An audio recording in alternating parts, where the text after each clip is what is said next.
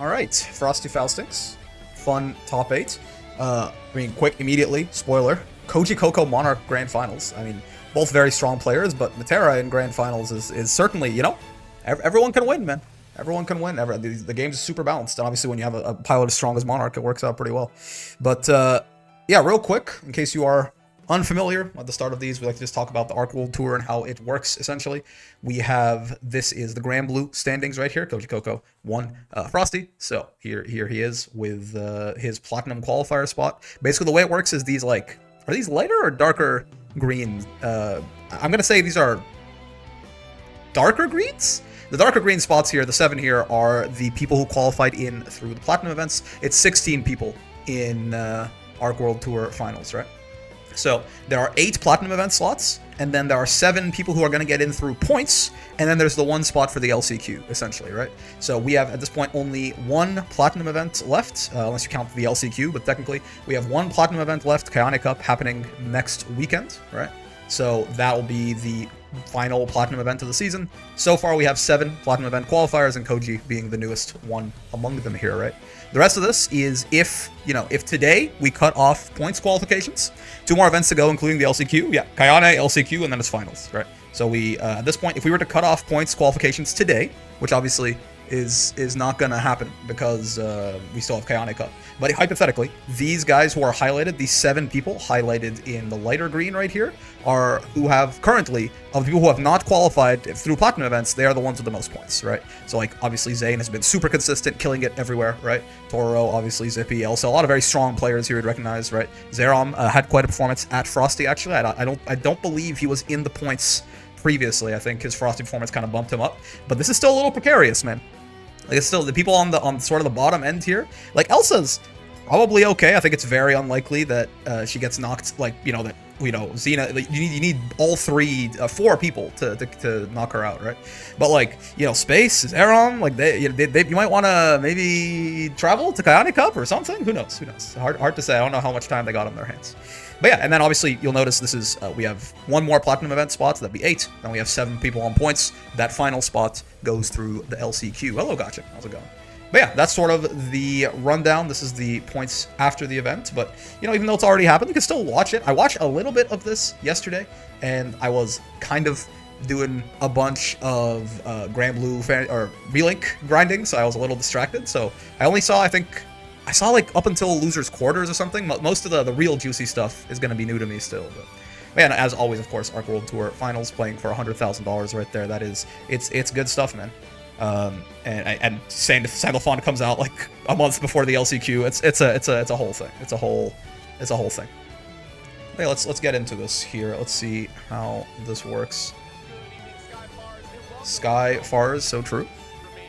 One Radish, please. They had a lot of these cute little signs, right? And chibis and stuff like that. But yeah, so the top 8 winners side was Zane and Zippy, Koji and Monarch. So this ends up being Grand's preview right here in winners semifinals. And then Wavy and Incendiate, and Elsa and Zerom, right? So there is a Lawayne in top 8, which is very interesting. Most diverse top 8 ever. I'm gonna be every single event, right? Every single event, it ends up being pretty diverse, right? This is a Grimnir. Zippy is Lucilius mainly, right? Well, he plays a couple characters, but this is Grimnir, Lucilius, Belial mainly, Matera. Wavy plays 6 characters, but I think they were playing a lot of Uno in this one. They have a Cagliostro as well. Incendiate's a Lawayne, Elsa's a Catalina, and Zerom's a Charlotta. So there basically is no repeats here at all, right? And yes, you've got Catalina is in here, Belial's in here, Lucilius is in here, Grimnir is in here. Lots of very strong characters, certainly, right? Who's the weakest character that is in this top 8? Obviously, again, at this point, you're talking about the players matter so much more. But Matera and Lawayne, yeah, it's and honestly, Zerom is kind of the exception, right? But I'm Charlotta is not great, I don't think. But Zerom's here too. Yeah, so you got some lesser represented characters here, certainly. Wavy was rocking the Uno, but Uno's not weak. Uno's just rare. Uno is not by any stretch of the imagination a weak character. I will not hear it. But yeah, so let's get into this here for the first match, which is Zane Zippy, right? Lucilius versus Grimnir. Zane has been crazy consistent, man. He didn't win this, but yeah, he got 500 points. He got 100 more than second place. Second place is Toro for points too. It's not like he's, you know, there's no slouches on that list, man. He's just been showing up everywhere and just being, like, absurdly consistently good. He's been tearing it up, yeah. Very, very impressive, right? Vainglorious. He also won DBFZ. Yeah, that's right. He did win. He showed. He got like these. I can't remember exactly when he gets out here because he's not obviously he's not in Grands. He didn't win, but he got pretty far in the Frosty top 8 for Granblue, and he's won DBFZ. He's crazy, man. He's built different for sure. Uno's not weak. I think Psy Games Cup proved that. Sure, yeah. Osaka and Hassan definitely been putting in work. Wavy puts in work with Uno here too. What's going on, Cheap? It would have been funny if people could double, triple qualify, though I have no idea what that would mean. The problem is you would, like, you need 16 people for the bracket to make sense in the finals, right? Sure, yeah. Like, I'm pretty sure if someone who, like, if someone who's already won a Platinum event wins another one, the spot would go to whoever came in second, right? Just because you need to have 16 people in bracket, or else it kind of falls apart. Yeah, so funny thing about Zane and apparently they're synonymous in my head. I meant to say Grimnir, but I said Zane. Funny thing about Grimnir's little air dashes that are where he doesn't land on the ground at the end, right? Where the mid-air air dashes. He's actually even on block after them, as far as I'm aware. And his JL is 5 frames, right? So it's actually pretty hard to contest Grimnir when if you block one of those mid-air air dashes. If you have a 5-frame light to close sell him and you can clash potentially, or even I think you might even crush it because jump normals usually have an attack level 1 lower than you would expect. But if you have a 6-frame light and Grimnir dashes into you like that, you just lose. You just have to hold that. Oh, people keep telling me that's seeable. You know, people. I'm like, oh, Grimnir's got a 50-50 with the high-low there, and they're like, nah, you can react to it. It's reactable. You just have to be locked in. I don't know, man. People are not reacting to it. Really good players are not reacting to that shit. So I'm starting to think Grimnir does have a 50-50. What's going on, Mama? Ophidian, hello. Oh god. Look away for 1 second. He gets a scar. It's scooped.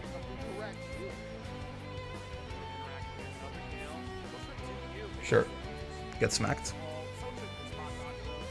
That phosphorus from Lucilius is one of the. There's a lot of things to talk about Lucilius, so it's not surprising there are parts of the kit that go a little under notice. But that phosphorus is just such a nice poke, I guess. It's huge, right? The thing where he slams the sword down like that. Yeah, this thing. It's gigantic. It's essentially I think it's -6 actually, so it is punishable. But like usually he does it from so far away that your light is definitely not going to reach him from there anyway. There's a bit of an RPS there where he can do the first one, then it's punishable, but then he can do the follow-up, and if you spot dodge that one, the second one, then it's punishable, right?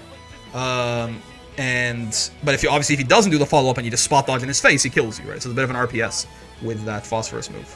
Oh, this is, yeah, very risky there, especially with no brave points. Very scary position for Zippy, but good patience. Blocks the overhead. That's a quick overhead, man. It's like a 22-frame overhead or something. Grimnirs do very often like to put the tornado down and then hit you with the overhead, so it makes sense that he was kind of looking out for it, but still, a good reaction. Grimnir install? Yeah, I was not paying enough attention to these matches. I forget that Zane pulls out the install here, and it lets him get the extension, lets him get the kill. It's unfortunate by Zippy there, but Grimnir install, actually pretty good, right? It's just that, like, Grimnir's use skills and, they're so important to his kits that you don't often see him with enough meter to pop it out, but it's one of the better installs, certainly. It's infinite seal dashes as long as he has that meter still up, and I think it ticks down. I think it ticks down just when he uses them. I don't even think it ticks down by time, but Zane chuckled at MP3. Yeah, he's like, yeah, you know, Zippy definitely dropped the kill combo right there, but we take this. I thought it lasted forever. I think when he dashes, the meter goes down. It doesn't tick down with time, but every time he dashes, it goes down a bit, right? Like he gets a certain amount of dashes out of it.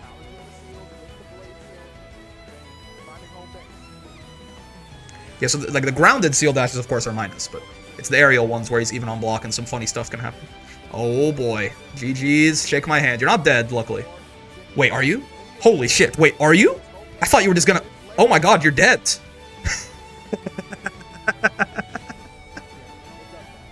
Oh, man.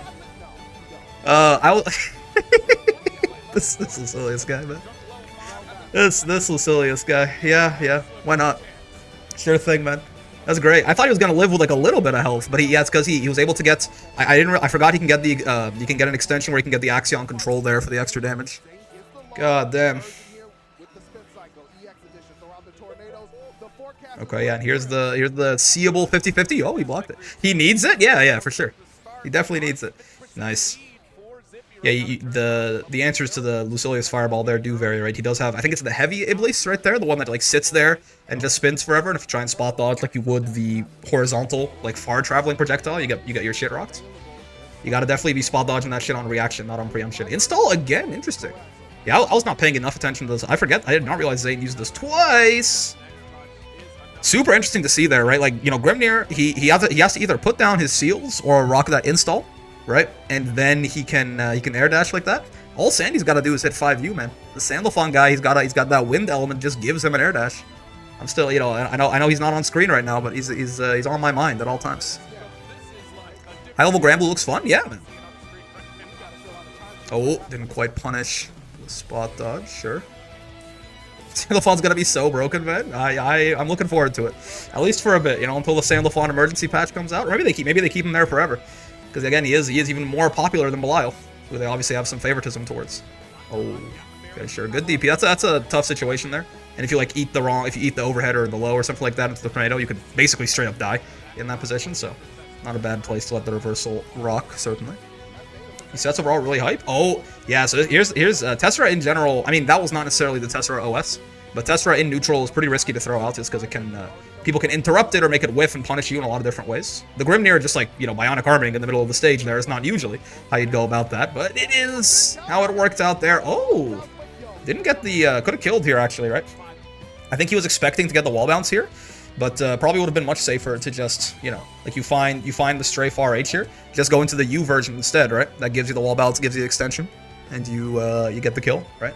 This thing does wall bounce from really far away, so I'm not surprised that he thought it would. In fact, look at how close this comes to actually wall bouncing, right? Like he's inches away. And that would have been a higher damage combo had it wall bounced, but you didn't need the higher damage, you just needed one little extension there. In fact, the U version does so much more extra damage compared to the EX version, it might just kill anyway. We wanted to get into the game for a bit, but life gets in the way. Hey man, you know, we all do what we have time for. Prioritize things, whatever's the most important to you. Ow. The game's always going to be here, you know. Ooh. And if not this one, some other fighting game. Or some other genre. Okay, see how much Zippy's... Yeah, Zippy's really got to respect... Like, Grimnir, it's night and day. When Grimnir has those seals up, right, he becomes so difficult to deal with in neutral. His offense becomes incredibly scary, right? It gets real nasty real fast, and you have to respect those. He can go in so many different directions, too. So you might even think, like, I'm just going to, like, anti-air him out of his seal dash. I mean, good luck with that, right? Ow. I really don't ever see a reason to set up a single seal. Quicker, I think. Good sweep. This game's been successful enough to earn more iterations. Yeah. Again, we've been talking about it for a little bit in the past few videos here, but this game, this game is definitely, it's on the smaller end of fighting games, but it's the biggest, not sort of major fighting game, I think, right? Like, obviously, you've got your Street Fighters, your Tekkens, right? Like, Guilty Gear is kind of broken containment, but like, after that, it's probably Granblue, right? The streamer already know the winner? Yes, Koji sweep, I fear. Zane really putting them DBFZ skills to good use of the air dashes? I mean, it's true. He is a DBFZ player. I guess we shouldn't be surprised, right? Actually, you know, it's I like Grimnir's theme. Now that you mention it, let's get some dancing Windstorm on here. I forget if Zane wins this or not. But again, I was real distracted yesterday. I was doing sigil synthesis re-rolling. You wouldn't understand. Oh yeah, he can end up. Yeah, that was a very ambiguous little cross-up situation there too. And then just hits him with the empty jump. Delayed low right there. Catches him trying to get away. Huh? Oh yeah, right. Yes. Yeah. That was not Zane being mean or anything. He thought it was first to 3. It's first to 2. Right? This is, I guess they had a little bit more of a time constraint there. Yeah. Confused face. .mp3. Probably the most successful anime fighter right now other than Strive. Yeah, he thought, he was like, because you know, he went for the fist bump. He's like, no, it's first to 3, right? But no, everything up until the finals for this was first to 2. So this shit went wild and they learned it wasn't first to 3. I get it, forever, right? But listen, man, like, you know, they had lots of different events going on. They had like a tighter schedule. I get it. First to 2 for half top 8, kind of whack. Ideally, we would run every tournament as a first to 7, right? Why stop at first to 3, right? Wouldn't a first to 10 between every set to make sure the better player won more consistently? Yeah, first to 100. But, you know, people, it's real life, right? Like, people have time constraints. We can't be running the fucking bracket until, like, 11 p.m. if we have another top 8 that's happening right afterwards, and if that shit ends at, like, 4 a.m., some people got, like, work in the morning or some shit, man. So, like, I get, obviously, it'd be nice if it was all first to 3. It'd be nice if it was all first to 5. But I respect the TOs. They got shit to do, and people got shit to do, man.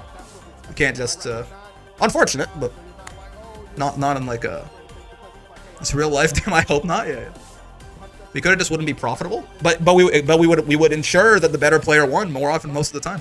They could just kick out MK1 to make more time. Poor Mortal Kombat, man. Frosty seemed like fun, which I could have got. Yeah, then there was like the Sandy demo and the season 2 preview and shit, right? It seemed that it's a hype event every year for sure. Everyone's shitting on Mortal Kombat, man. I've never been like a big Mortal Kombat fan, right? But it's just so funny to see just like it's crazy. Like Grand Blue is a bigger fighting game than MK1, isn't it? That's like it's insane to me that I think I'm right about that.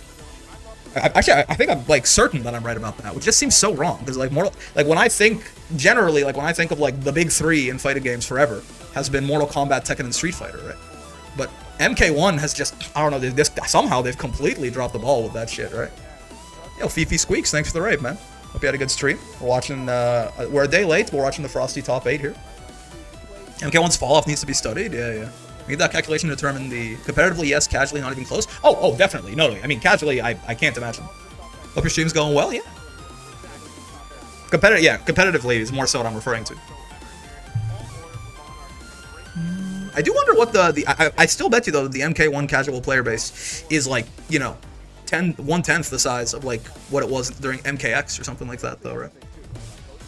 MK has gone down quite a bit over the years. I suppose so. It's a little unfortunate, certainly. Yeah, so this is our Grands preview, right?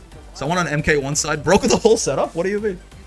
So, because MK1 has so many cool ideas and characters, mostly the invited ones. Yeah, MK1 does a shit ton of guest characters and stuff. I don't know what it is. People just don't like. Have a great day, YouTube. I just don't. People just don't like MK1. I don't know. I was never a huge MK fan. Like even when the game's really good, it just wasn't my style of fighting game, I guess. But you know, I wish no ill will on the franchise, man. It's kind of sad to see that MK1 just seems to be like a complete tire fire to an extent. Everything fell off the table because they leaned on it. Oh, that's funny. Monarch plays Metera like a zoner instead of Sharks, who plays her like a rushdown. Yeah. I played both of them on ranked at least. I think I've run into Sharks in a bracket once. But yeah, the very different place. I mean, Metera is interesting, right? She's got like the hop allows her to suddenly, because one of the big parts about zoning is you can't stick to one thing forever, or else you'll just get predictable, right?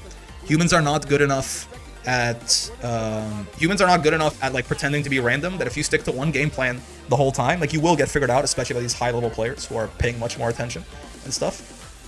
So Metera is interesting in that her hop gives her a very quick way to suddenly turn the tide, right? She can switch to offense very quickly. Last one I loved was MK 9, X, 11, and 1 have cool stuff, but have annoying things as well. Interesting. It's definitely a nice part of her kit that it lets her just suddenly, you know, go on you. And if you spent the entire round getting in there, then you might not necessarily expect the Metera to suddenly try and kill you. Her 2U works out pretty well that way too, right? Spoilers, but Monarch plays the same exact way, and Koji slowly loses his mind. You don't say. Yeah, Monarch does end up being in winner's side Grands, right? Because Koji has to eat 3 1s and 3 2s. Monarch fella so cracked at video games? What's Ludwig from video games doing here, man?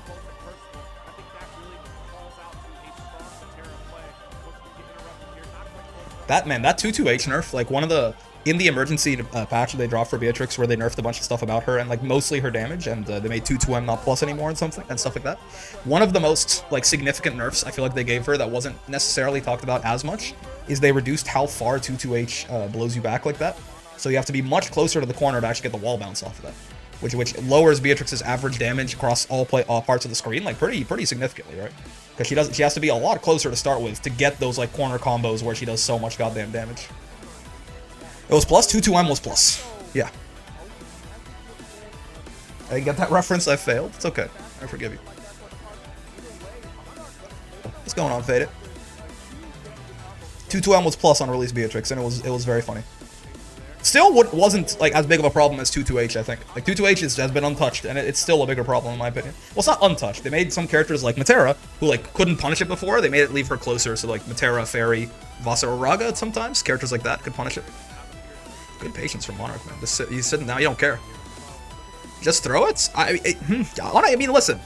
It was like a 29 frame. It was very good, but I still think 2-2H is a bigger problem, and was a bigger problem, and remains a bigger problem.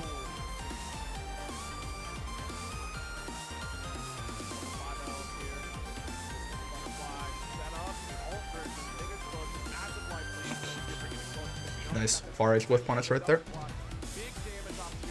Are you dead here? I forget. I don't think so.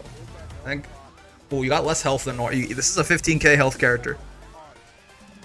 I DM'd you a clip of it. The guy breaking the setup.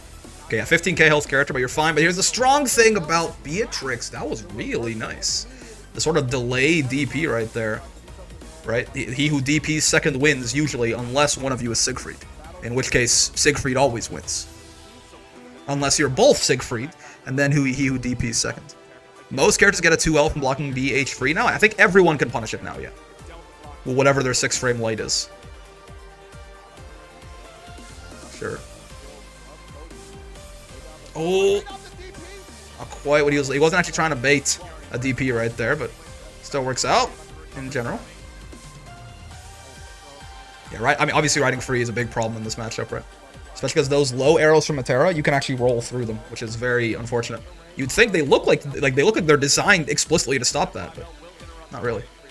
Yeah, like that little the far L's that Monarch is throwing there, right?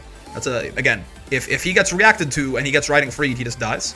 So all those far L's, you see Matera's use that a lot. This should be a punish. Oh, okay, good. You'll see Matera's use the far L's in that sort of middle distance there a lot because it almost the first like 10 frames looks exactly the same as her poking something out. So it can make you second guess your reactions. I just went to go update the overlay like it was fucking wall, bro. It makes you second guess your reactions just a tiny bit. And that extra, 2-3 frame delay might be exactly what she needs to recover in time to block the riding free or for you to just get smacked out of it or something. Far L, far L, far L. It's the shit, man.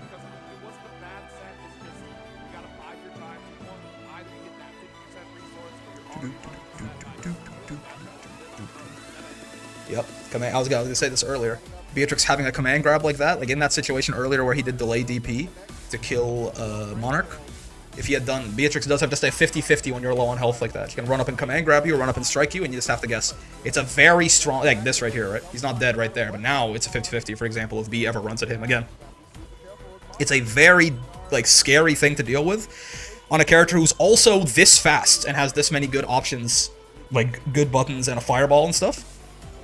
For her to also just have the ability to 50-50 you with a command grab like that for game is, like, it's one of the, just one of the strongest things about Beatrix, I think. Just the fact that a character with her kit has a command grab is very, very notable.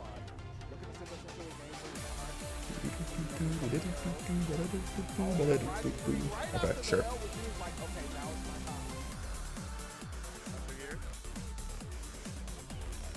He is blocking everything, but there, yeah. He was being very patient, but he, unfortunately, picked the wrong time to try and fight out there. 2-2M counterhead guild does give you a combo, too. Only on counterhead, too, so good recognition by Koji there. 6-6-H, huh? I think that is punishable, no? Matera 6-6-H from point blank like that? It does push you back, but he didn't space it at all. Maybe it is safe. Yeah, you don't see it very often. Oh, nice. Yeah, low after the hops there, the butterfly as well. When Matera's has got that butterfly on you, there's so much threat there, right? It can really help her get away with a lot of nonsense. Extend combos, extend pressure. Butterfly is a very, very good move, right? It's where like most of the power budget of this Matera lady went into Butterfly and how much it can fuck you over. Whoa. Good reaction on that spot dodge. And Koji, young man. Well done. That was a lot of just very quick decisions there, right? The Raging Strike, the spot dodge, the anti-air DP, a bit of a scramble in the footsies there. Can you feel the sunshine? Does it brighten up your day? I gotta take notes since I'm working on beating my local B. Between the top players of Matera, most of them seem to rarely hop unless they're comboing. It depends a lot on playstyle, I think, right? Butterfly, right? If Butterfly is currently exploding and it helps you extend your pressure, he hops right there, right? Hop is very much a surprise move because it is reactable, and you can just be murdered for doing it, right? You can be 2H'd into a straight up full combo for doing it. So it is definitely like a lot of Matera's kit is like this is a reaction check, but your ass isn't ready. That move, for example, is also one of those, right? Her sort of rain of arrows is very reactable. It's very slow, right? You can react very late and still smack her for it. But again, a lot of it is coming down to making you second guess your reactions and rotating your options properly so that they don't know what to believe. Really good stuff by Monarch right there. Right, did the like kind of delayed that arrow too, right? So you might think that he's gonna land and throw you. Koji guesses throw, does not quite work out. Koji has a big heart, so true.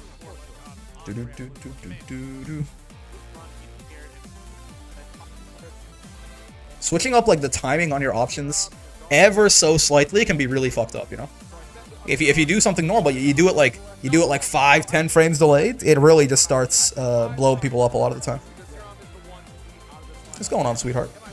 The rat ears are wild in the commentators? Yeah.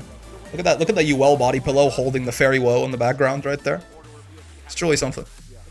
Love the cashers of the Vicky hats. Yeah. They were real fun. Though they were saying like it was. I don't think it was that. I think it was the block before them maybe. They were saying everything was gonna kill, man. It was really funny. Like they were huge Sage Am rock throwers, you know. Someone gets hit like mid-screen by Eustace at 50% health, and they're like, wait, this could kill. Tiny button check. Oh, you're right. Oh, a little taunt. Yeah. Elsa bringing out the Charlotta there. Oh, that was LK for a split second. All right. Calm down. Oh, someone's got the golden shrimp. Holy shit. You got the good gacha luck. Yeah, Fairy Woe, the Lancelot, Zeta, the see ya next time. UL. I like all these little chibi signs they've got. I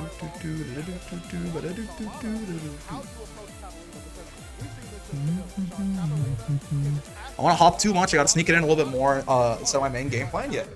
Commentators are pretty fun. They were great. Yeah.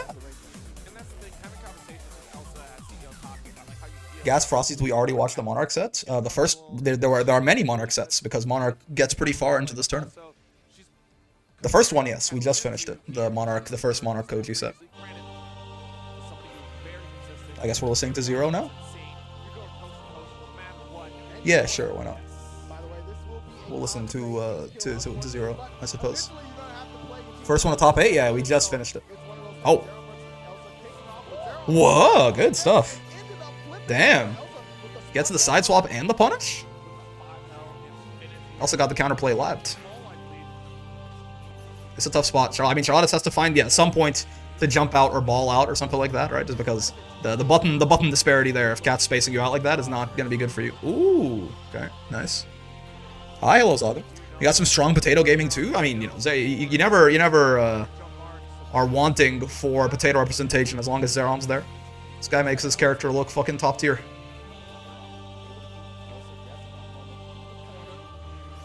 Dude, nice hit confirm off the counter hit there too, right? Very well done. My bad for the short novel. I may have missed it. Kame team kill, so true. What the? I'm gonna swing my arms in a circle, and if you run into it, it's your fault? What in the world? Nice parry. The command grab mid combo? Yeah, you can combo into it. It does work. Oh my lord. He did Enchanted Lands, Light Walls follow-up? Like, he's trying to kill him, for real. There's no respect on the name. Yeah, the close H into Light Wall right there, in case Zeron made the foolish decision to Brave counter, he would have gone straight to hell, right? Light Wall is a very strong Brave counter bait. You really only want a Brave counter. I mean, realistically, for most characters, you want to do this, but especially on characters with very strong Brave counter baits like Catalina, you really only want to BC if you're hard reading, or if it's like off a special move like that Enchanted Lands right there, or the 6XL, or something else they can't cancel out of, right?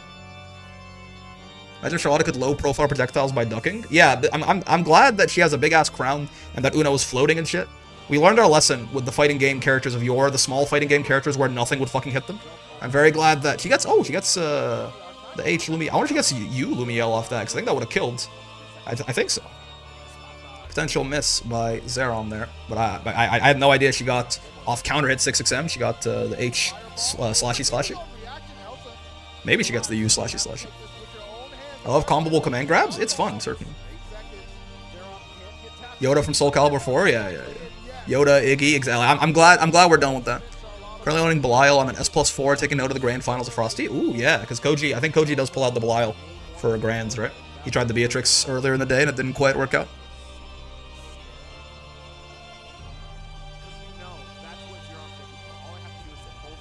Here they got these organs rocking for 0.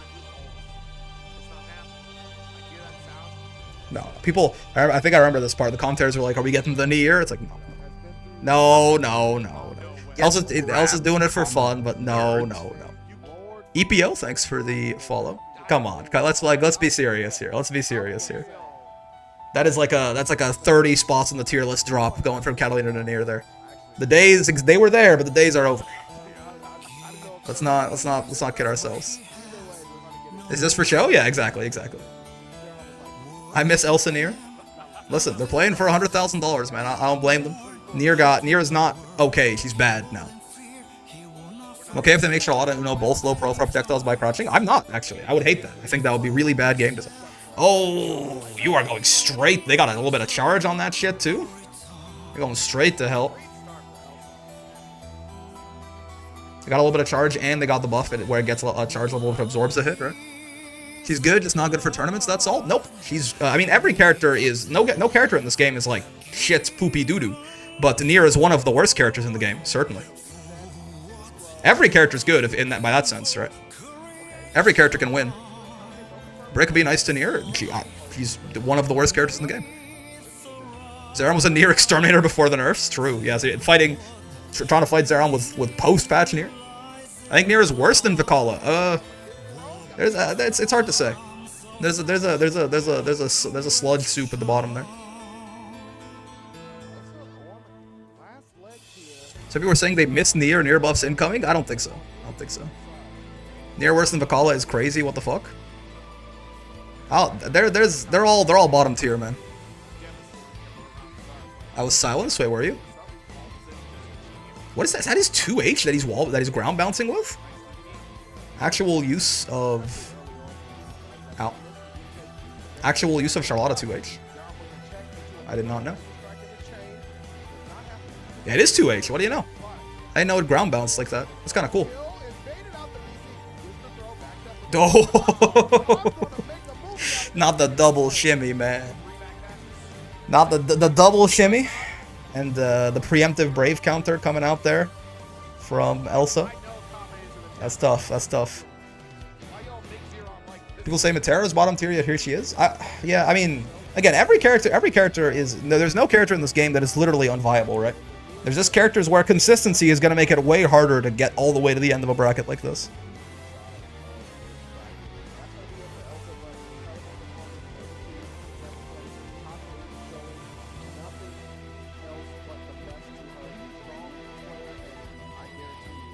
Yeah, they got the Vikala ears on. You can win with anyone. Like, if you're good enough, you can win with anyone, certainly. There's no character in this game that's, like, non-functional or non-viable. Every character is unviable when I play them, so true. Okay, button check. Alright. Wavy versus Incendiate. Cagliostro Lane. What a time to be alive. Oh, is this? I remember this one. Anila's worse, but only because she has literally no strength or category that she's better than others. I mean, versatility can be a strength, right? We're seeing all the people saying she's top tier during this, but I don't think she's bad. But Matera? Okay, I mean, whenever anyone wins with any, or does well with anything, right? People immediately just forget their critical thinking skills. Don't worry about it too much.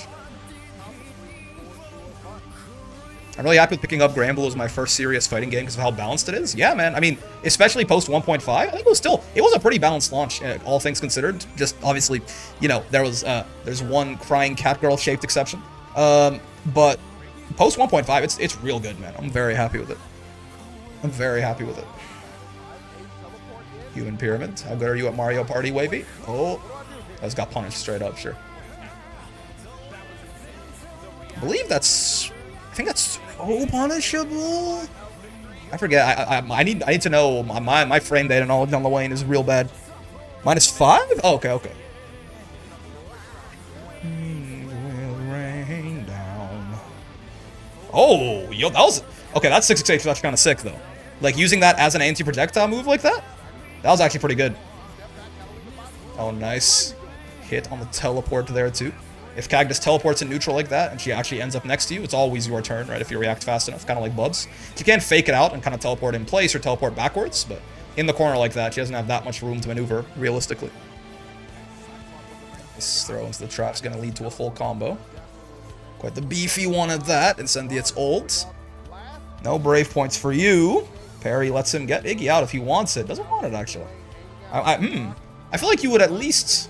I wonder why. I mean, maybe he was looking for a hit confirm into, like, the awesome sauce or something. Listen, I don't deign to backseat Incendiate on Lil Wayne at all. I don't know how to play Lil Wayne at all, and he's one of the best Lil Waynes around. But you'd think you would try to just force them into Mario Party right there, especially after you get the parry.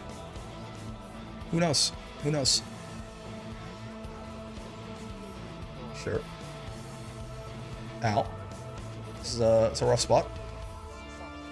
Yeah, those will be gone, at least, right? Now Brave counter being -3 on block, apparently. The Brave counter wars. When you block your opponent's Brave counter, you should just take your turn back. Not necessarily wait and BC them back. So rejoice. Oh, doesn't actually go for the next side swap. Oh, such a... Yeah, so this is an interesting little thing that happens here, right? So, yeah. So Lil Wayne's... this is like... Lil Wayne is one of the best examples overall of just...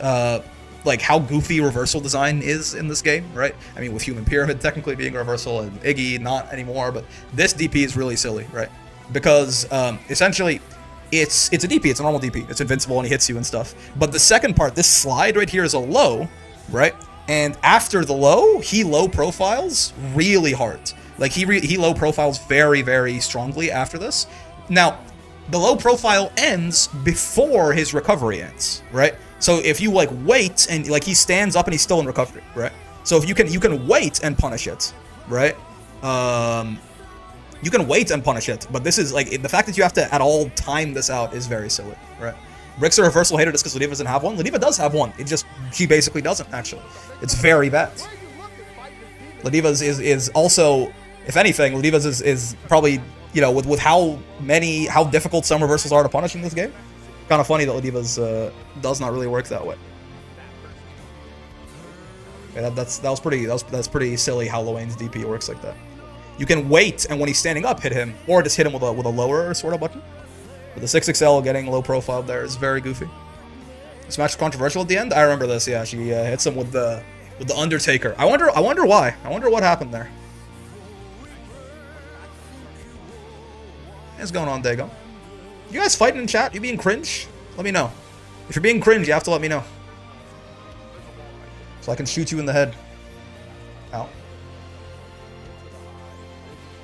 His ass is not dead.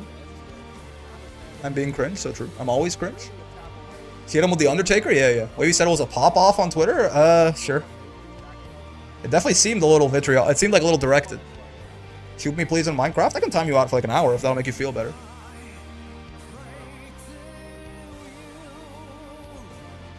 I live to serve. This time we're forgetting about guest characters is nothing serious? Gotcha. Oh, boy. Low, bro. No real bullets were shot? Okay. Yeah, don't bring any guns to any sort of fights, because I can always come in with the orbital laser. Unfortunately, I do get to do the playground cheating here. Oh, we actually a few too many hits there, messed up. Trying to get the U Catabot that goes like corner to corner and does like 130 hits. Lets him eat a whole bunch while he's doing it too. But it was a bit of a strange conversion there. Got a few too many hits before the Catabot actually came out. Didn't know you owned that. Impressive, honestly. It's true.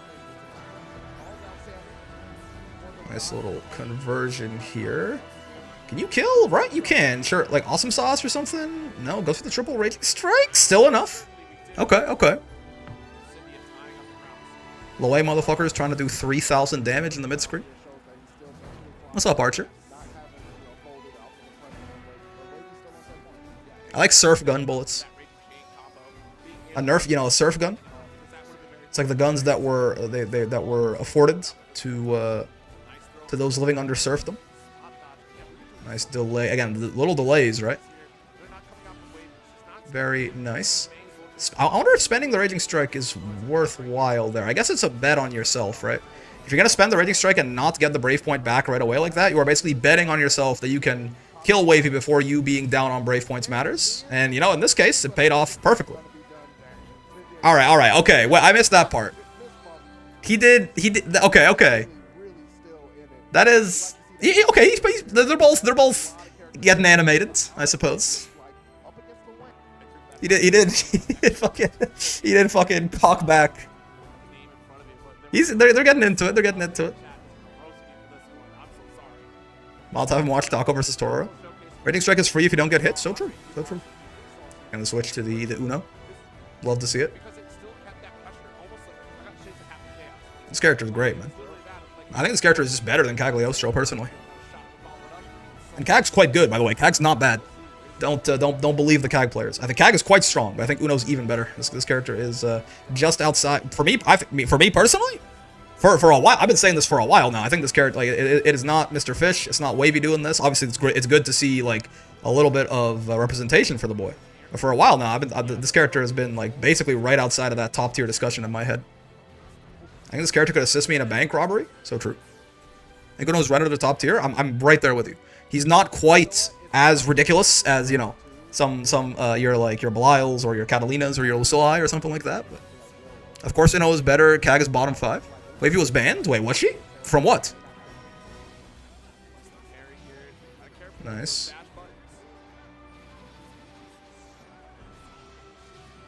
I don't think that's... Yeah, that was minus, but they covered it with the 5U after anyway. Banned from what? Ow. I don't think so. Maybe he's banned from online tourneys at least? What? Yeah, their connection's not great when I play them usually, is that why?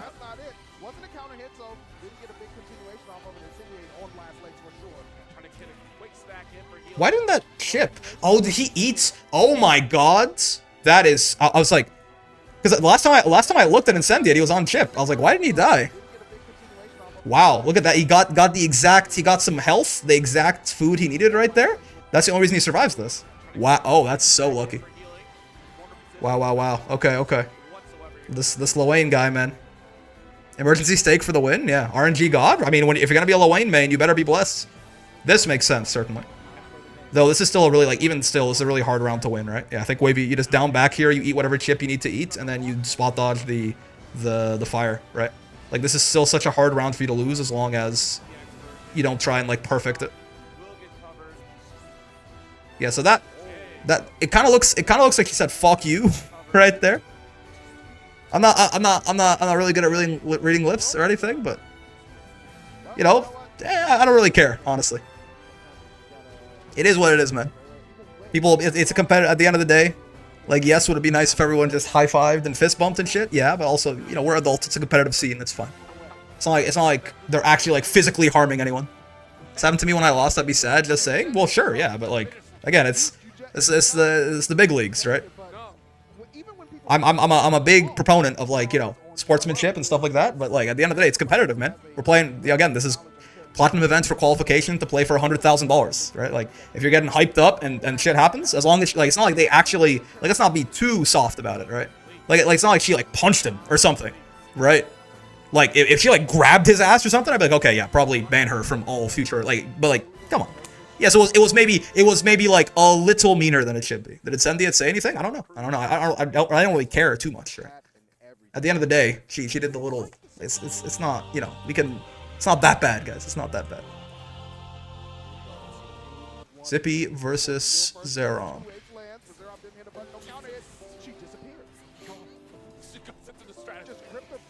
Days caught in the moment? I don't know. I have no idea. Remember when someone threw a crab at Hungry Box? Yeah, exactly. Punching, what is this, Tekken pop off? Yeah, like, as long as you're not, like, literally harming the other person, right? Or, like, you know, like, accosting them in some way, you can be a little aggressive. I think it's fine. Getting hyped is different from BM? Yeah, like, was that probably a little more aggressive than you'd expect? Yes. But, like, let's not get high school drama about it, you know? According to Wave's Twitter, she apologized and sent it afterwards, so I read. Yeah, even better. I honestly don't even think that she should. But like, I think if Incendit was like, what the fuck, and he was a little annoyed by that, I think that's also totally fair, right? I think that's also fair.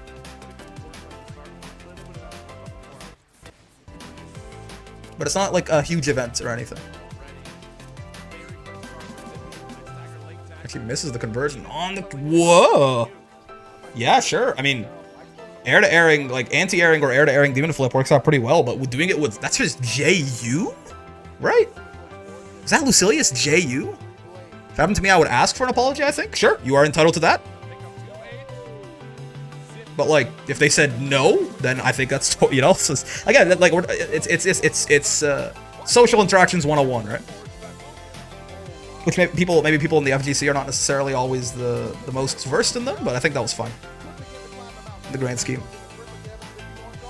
Oh, good spot dodge. Weirdly, he didn't even necessarily have to do that, right? That was like a super hard read. Because like he wasn't on chip there. Like that DP wouldn't have killed him. That was just like he could have blocked that and still punished. Maybe he didn't notice. It can be hard sometimes. In the heat of the moment, when it looks like sometimes you might think you're on chip, you have a tiny little bit of green left in your health bar.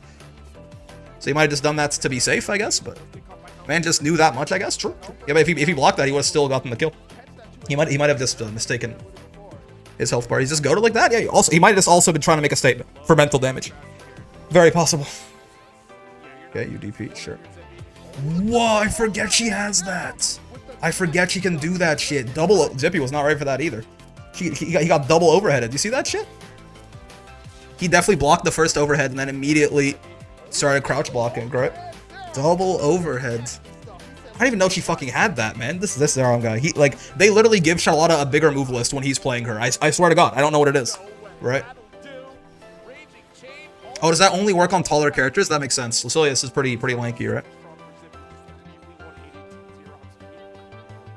I wish I saw more counterplay like matchup knowledge stuff. That fuzzy only works on tall characters, or not fuzzy. The double overhead right there only works on tall characters probably. Did he just spot dodge Iscariot and punish? Man, he might be the best player in the world. What the fuck? Why? Who are you? What? This might be the first time I've ever seen anyone do this, actually. It's a hard read, I get it. But he really super jumped into spot. He neutral super jumped into spot dodge. Round start. Neutral super jump. Immediately land spot dodge. How did he know? You can dodge Iscariot? I mean, it's not on reaction. That was definitely a read. But like, how does he do it, man? He knew he would have tried? Fucking guess so. Lucy only had 2 specials left. Yeah, there's no reason he doesn't need to go in necessarily, right? He knows Zippy. Well, it's not. It's not that easy, right? It's like, oh yeah, just hard read one of the best players in the world. Easy peasy, man. He just knows him. Still very impressive. Okay, a little out of range there. Still fine. The super was a bait? No, I think you. I understand what you're saying, but you're almost saying it like it's like, yeah, it's whatever, man. Yeah, you just baited him, easy. No, it's not. That's not. You know, it's not. I guess it's a matter of playing Zippy a lot. Extremely, yeah. Zerom does play Lucy. Maybe saw it coming as a common path. I guess so. But also spot dodging a neutral right there is a good way. If that read doesn't work out, you can just eat a full combo and lose the round, pretty much. So that is still a very confident hard read to make there. Okay, sure.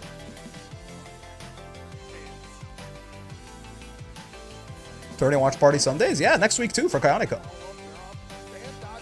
So it might be Monday for Koujicoco. I forgot when Monday's happening. Potato players build different, I suppose? No.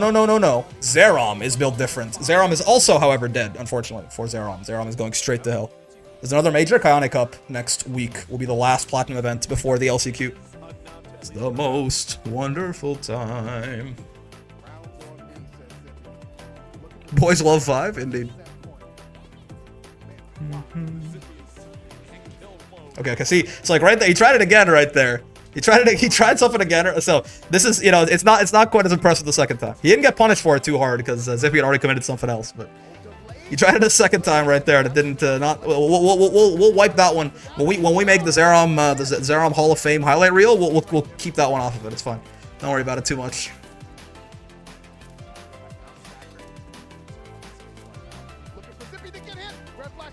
I hate boys love. Whoa. Homophobic Suki? Never thought I'd see the day. Good old Woo! High level Grand Blue, fellas. But did you not see this set yet? I might have, but like I just again I was not focusing super. I watched like part of top 8 and I was not focusing super hard. This is high level Grand Blue is what that is, man. What did they did? They did BC, BC, BC, SSBA on his own plus frames? What the fuck is... You were +6? Like, why you SSBA'd on your own plus frames? Now, I mean, you know, Zerom hit him with the hardest read in the universe. He wanted to try and answer back, I guess.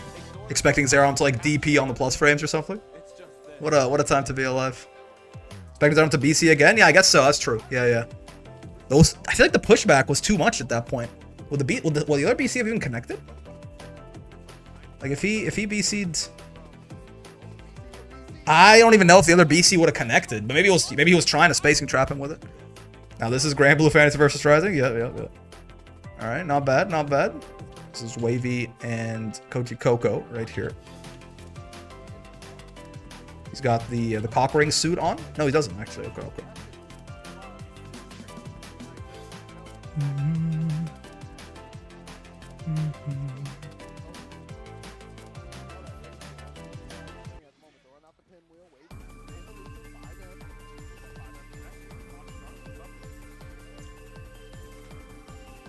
Sure, yeah.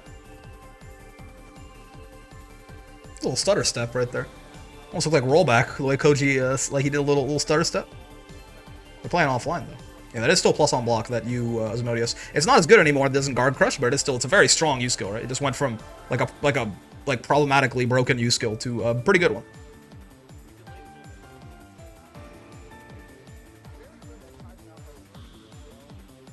Oh. Sure, yeah, good old Kag Far H. Even Belial's gotta hold that.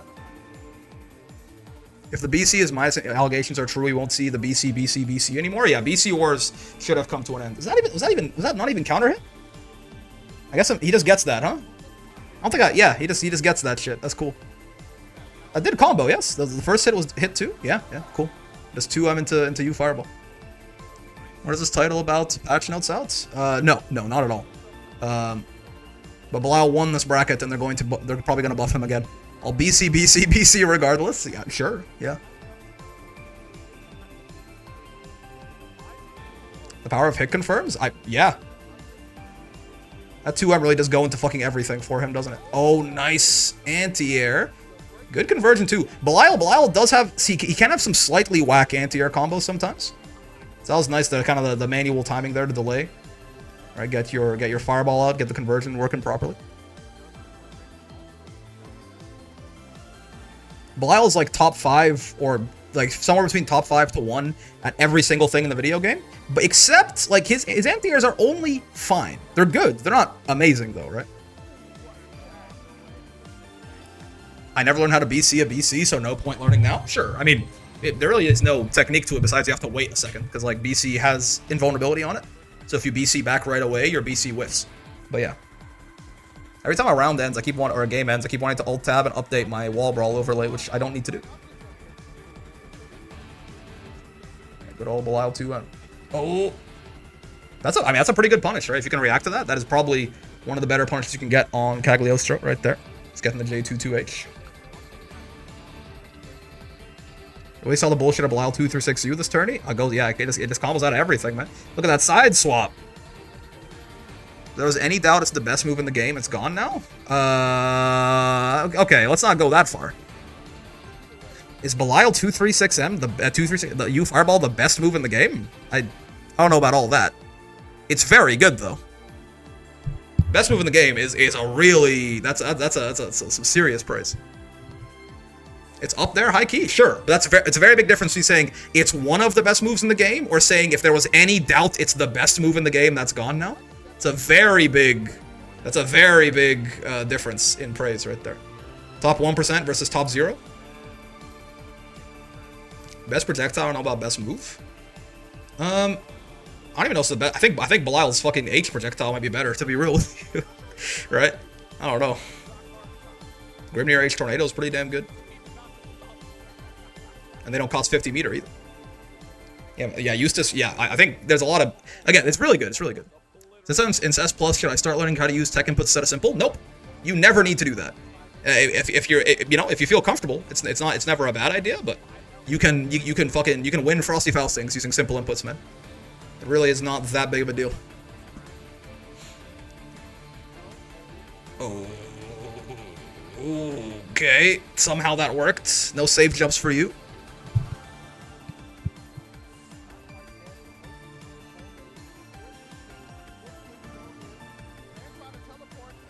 That? Yeah, that's the CAG dub, right? Yeah. Total tax paid. Ooh, she does a lot of landing recovery here, right? So I think Koji was trying to smack her out of that, but a little too late on that 2H. Might have even been easier to do something else. Best move in the game is Vikal's health item because it mostly has a heat-seeking effect on your opponent. So true. So true. You'd see a lot of H Fireball being silly, especially in Grands, yeah. I mean, we already know who won and what the Grands is and the sec count and everything, don't you worry. I showed it like literally first thing when I started the stream. Yeah, like, U Fireball is one of the best projectiles in the game, and I don't even think it's Belial's best Fireball. That's the fucking crazy thing about this character. I'm pretty sure H Fireball might be better. It's insane. I have a very hard time with CAG Spear. The M Spear, especially the -1 one now, can be used in pressure pretty diabolically in certain ways. This is fully intentional Raging Strike anti-air in my Frosty Faustings? Okay, okay. 2-1, 2-1-4, 2-3-6 inputs, so I can't get myself to use simples for them, but I'll gladly use it for DPs and 2-2. Yeah. A nice mix is usually a good idea. Quarter circles are not that hard to do consistently, so if your character has like a quarter circle input, they often do raw. Or like the supers, for example, you can do 2-3-6-S or 2-3-6-S plus U and get your bonus still. That's pretty good.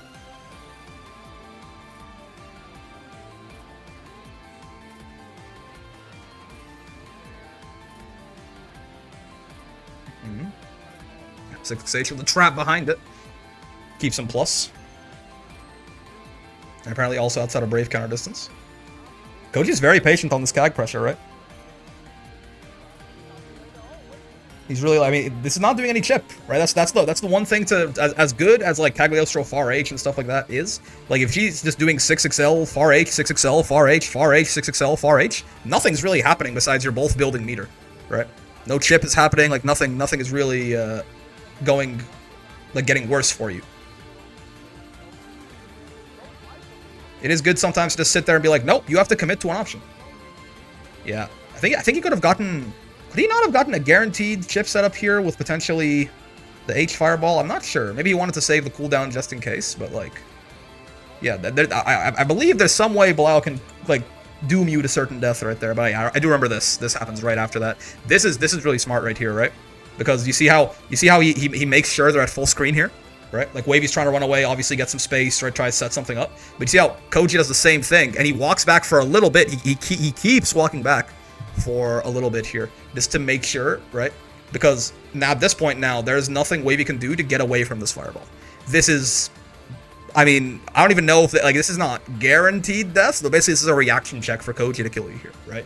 He can throw it, he throws it here, right? Wavy spot dodges it, and he just kind of spins it in place, and it kills her.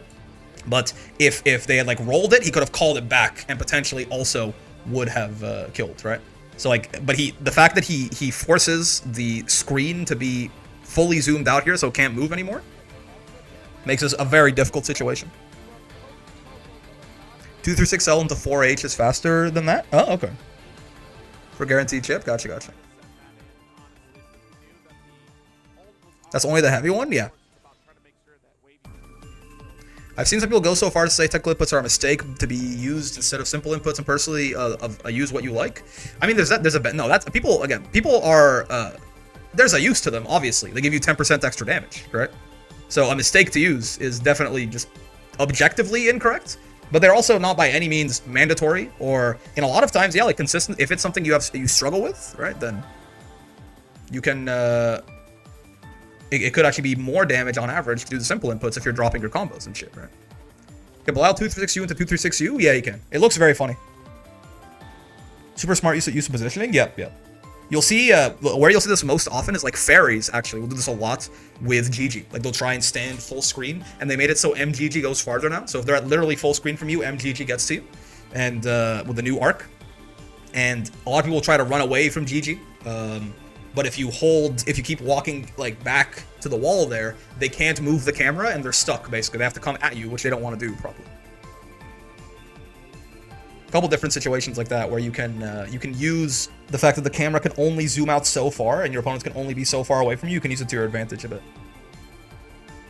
Yeah, Zane using the Abel for the button check here, but this matchup, actually, funny enough, this matchup, Abel Matera, is actually pretty fucking Yo, I'm trying to button check. Yo, I'm trying to button check. What are you doing, man? Look at Monarch just staring at the screen. Yo, I'm trying to check my buttons, man. What are you doing to me? it's all good fun. It's all good fun. But yeah, Abel Matera is actually pretty fucking terrible for Abel, right?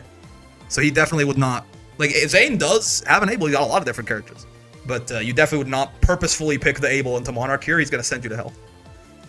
Because the big thing is Abel's flight is basically entirely taken out of the equation by Matera's 2H. For 2H, usually not very good, but it is infinite range. It just keeps going forever, right? And he can't block when he's flying. So, when Abel can't use his flight very effectively in neutral, it makes him a lot more linear. His life's a lot harder, right? Is he trying to kill that man? It's like, I'm trying to fucking check my buttons, man. What am I supposed to do? What am I supposed to do? Okay, sure. Matera's hitting on Grimnir. I don't even know. I don't think Grimnir knows what sex is. I think he might be like, why would you want to take a ride on my wind? Think my Gale not an ass, but a proud stallion discerning of riders. So true.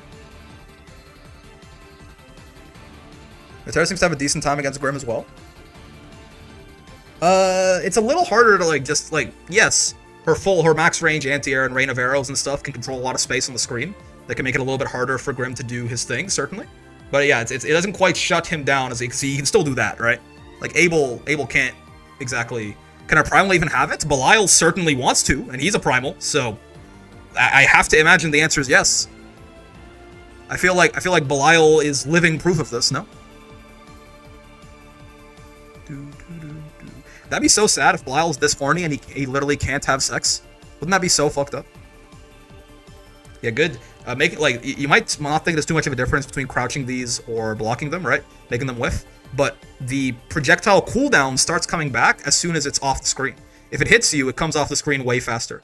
Versus if you make it whiff by crouching that high arrow or spot dodging it or rolling it or something, it has to fly all the way to the end of the screen and then despawn.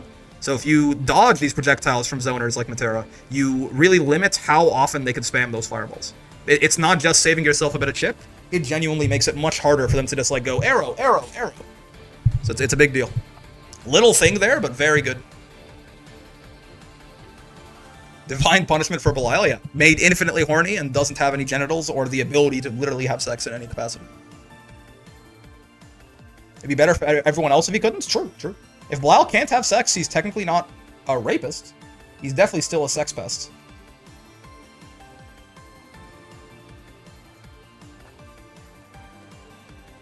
Sex isn't only about Pepe? Pee-pee? It's about connections? True, true. It's not wrong. Ow, ow. I guess it kind of depends on who you ask, though. The ducking tech? Yeah, you can also spot dodge, but of course, if you can duck it, that's a lot less committal than a spot dodge, so. You can roll it as well, but of course that's got its own risks. Oh, nice. Yep. Yep. I often flip-flop back and forth on who has a better throw bait between Grimnir and Uno. Because Grimnir is just a lot faster, and it's like it just usually leads to the end of your life. And like it's very hard to be safe against it. But Uno's just plus on block. So it's tough. This Grimnir seal dash is insane. Grimnir needs a seal to be up, Grimnir needs a cooldown to be up. Hard to say. Harder to interrupt Grimnirs, I think, but again, it's minus. They're two very, like, incredibly strong throw baits there. Who up connecting they Pepe? So true.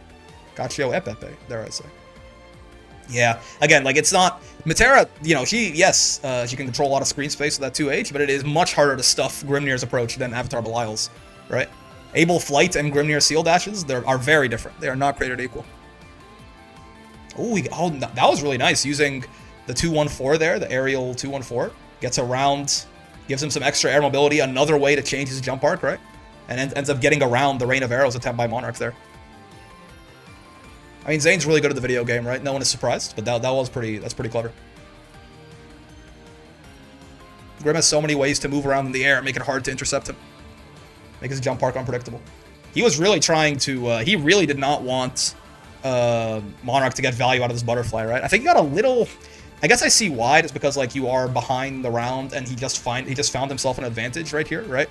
Like, he managed to kind of cheat his way out of the corner on this trade, right? Great stuff. So I guess, like, at this point, you're behind in the round. This U butterfly, if it's triggered, is going to basically force you into defense. Maybe you don't want to necessarily do that. Like, he sees that this is maybe his chance to close out the round, but I think he got a little too horny for it. I think. It's because U butterfly is, if you spent 50 meter on that to win neutral, you can certainly disrespect it, but do so at your own peril, I suppose. Ow. You might just win anyway, by the way. That's a cool-ass conversion from Monarch, but it did not kill, and he might live to regret that. This has to be a misinput of some kind, right? The Rising JL here? Is this a fuzzy? Can Grimnir fuzzy like that, but Matera's not tall enough? I actually don't know. Is that like a fuzzy attempt? That he either messed with it? Yes? Okay. He tried to fuzzy? Did he do it too late, or does it just not work on Matera? I have to imagine Zane wouldn't do it if it didn't work on Matera. He must have mistimed it. He messed it up? Gotcha. Works? Okay. So true. Matera could have finished him from that health percent. It's okay, Monarch closes these out anyway. Looked late? Yeah. Unfortunate. I like how irritated Matera looks when she zooms in on her jab. I mean, her jab is slapping you, right? So went down 600 crystals before I realized. What the? Were you rage queuing? Tilt queuing? Yeah, another hue. Again, Grimnir with the seals up and not the seals up. Completely different character, man. He's okay without the seals up. He's got like a couple good normals. He's got a good fireball, right? But, like, the seals, they give him mid-screen, they give him air, like, shenanigans, right? They give him insane offense. You saw the corner carry right there with the double seal dash. Dead? No. Not quite. The 2U there for Oki, not for combos, I guess. Yeah, she does just slap, she just bitch slap you, right? The patience on defense from Monarch is crazy. I mean, I guess you kind of have to, right? It's the skill set you learn playing a character that has a pretty bad reversal and not the best buttons for mashing out of pressure, right? Though Matera has some good ones, they're just a little slower, right? She got like her 2M is actually really kind of nutso. It's a really nice button for controlling space. How could she slap? Exactly. Season ends this Friday, right? Something like that. 5 days from now? Yeah, sounds about right. I went from 1950 to 1500 in one sitting. Could you imagine if that was Street Fighter MR? That shit would be horrifying. Oh, rare footage of a 2L actually being safe with the Grimnir Seal Dash there. That's one of the scary things about that Grimnir Seal Dash as a throw bait, is it's so fast. It'll often catch you even delay teching with a strike, correct? Where the whole point of that usually is that it's a little safer to throw baits like that because it recovers quicker, but you can get close H for it easier. Grimnir will oftentimes still catch it, but Monarch did it early enough that it worked out. The Stationary Tornado tilts you more than any other special, yeah. Grim's Stationary Tornado is a very good fireball. It also just, like, it's one of the reasons I think Grimnir is so good, is that his setup is trivial, right? Because you just throw out the Tornado and then you have your seals, and then you're chilling. Whoa! He's out of the corner. He's out of there. Oh, nice stuff. Over the arrow. Belial's days are not numbered? No, not at all. Belial, you know, our only hope is that Sandy is, like, in his own tier broken. Right? Like, if Sandy just gaps the rest of the game, that's the only way Belial's not going to be top tier next patch. Is if he's not top tier, because top tier is a single character and it's Sandalfunk. That'll be the only way that Belial's not top tier, I think. Ooh, yeah, it's tough to zone this fella out, right? He can just air dash over and kill you like that. Sandalfon, my glorious prince, please put that vile serpent to rest. So true. If Grim is visible, it's the overhead. If he disappears, it's the low. That's what I've been told, but I also don't know how long you have to see that and react to it. For the 50-50 there. Plot twist, they break Belial's ankles. Impossible? I'd be very surprised. Belial is only slightly... So U Fireball's a huge buff. U Asmodeus is a pretty small nerf. A pretty sorry, not small. A pretty not small nerf. A pretty like significant nerf. U Asmodeus losing the guard crush. But then like he got a bunch of other little buffs on top of that. Like Belial's about the same or a little better probably in this patch, which is kind of crazy. So maybe it'll be the same thing in the next patch. I'm playing Relink and I keep thinking this is not Matera when playing Dwayed. Well, Matera is like the copy of her though, right? Because she's not the Bow Eternal. She's next in line. It's a lot of damage.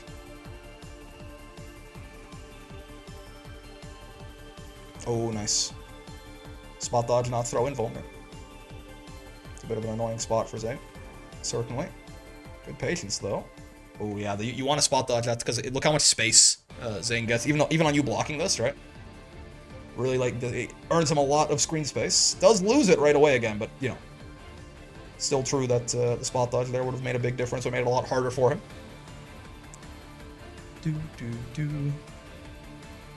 If what they're saying about BC nerf is true, it would be cooked without Belial nerfs? I don't know about all that, right? Because listen, Belial's going to be worse at defending himself too.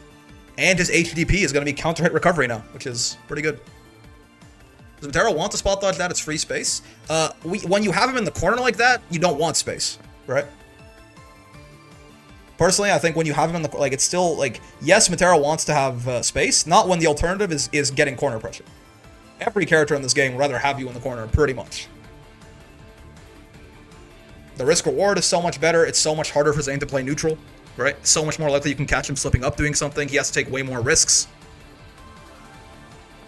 You could argue it's certainly worse, better for her to get pushed back to full screen like that than like Ladiva or something, sure, but she probably does want to spot dodge it for sure. Do we nerf the -8 DPs now? They might. We don't know. Character changes. Maybe Charlotta's DP is like -15 now. Who knows? Especially because they're kind of removing charge inputs, which is sort of the only bastion of why it was that safe. It's like, guys, it's flash kick. It's a harder input. She has access to it less often. Grimnir is this game's Rashid. That's why I hate him. So true. He's even a dork. Rashid. What's up with wind characters and being like completely like huge nerds? We hate dorks? As a dork, I'm gonna have to stop you right there. You can pressure from far away, but yeah, if you get corner, you want to keep corner, yeah. Because also, if you get the thing is too, it's in this matchup you give Grimnir space. If he can get seals back up, suddenly everything's it's all cockamamie once more. So you got to be careful. What is counter recovery? Apparently HDPs are now counter hit recovery, but UDPs no. Got their heads in the clouds, so true. They should went to game 5, huh? That's a damn good set.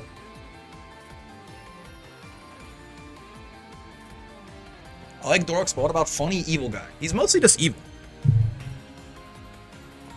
I'm not super happy about that, TBH. We'll see. I mean, things are subject to change, right? The BC being minus, I mentioned this in the video that I made about it, but like BC being minus and HDPs being counter hit recovery are like, that's 2 universal defense nerfs. That's pretty strong, right? Like that is going to change the landscape of the game pretty hard. But I think that's fine because I think defense probably was a little too good in this game. It probably is a little too good in this game, as currently is, right? It's not universal. Not everyone has a meterless DP. True, but again, the meterless DPs are the one like. If the better DPs are the ones you have to spend resource on, it's way easier. It's still universal, right?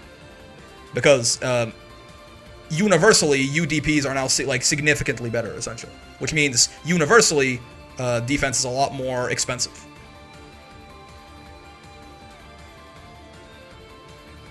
Like even if you don't have a mirrorless DP, you just got buffed, right? It still affects you. The change is still universal. If you only have a UDP, you just got buffed relative to the cast.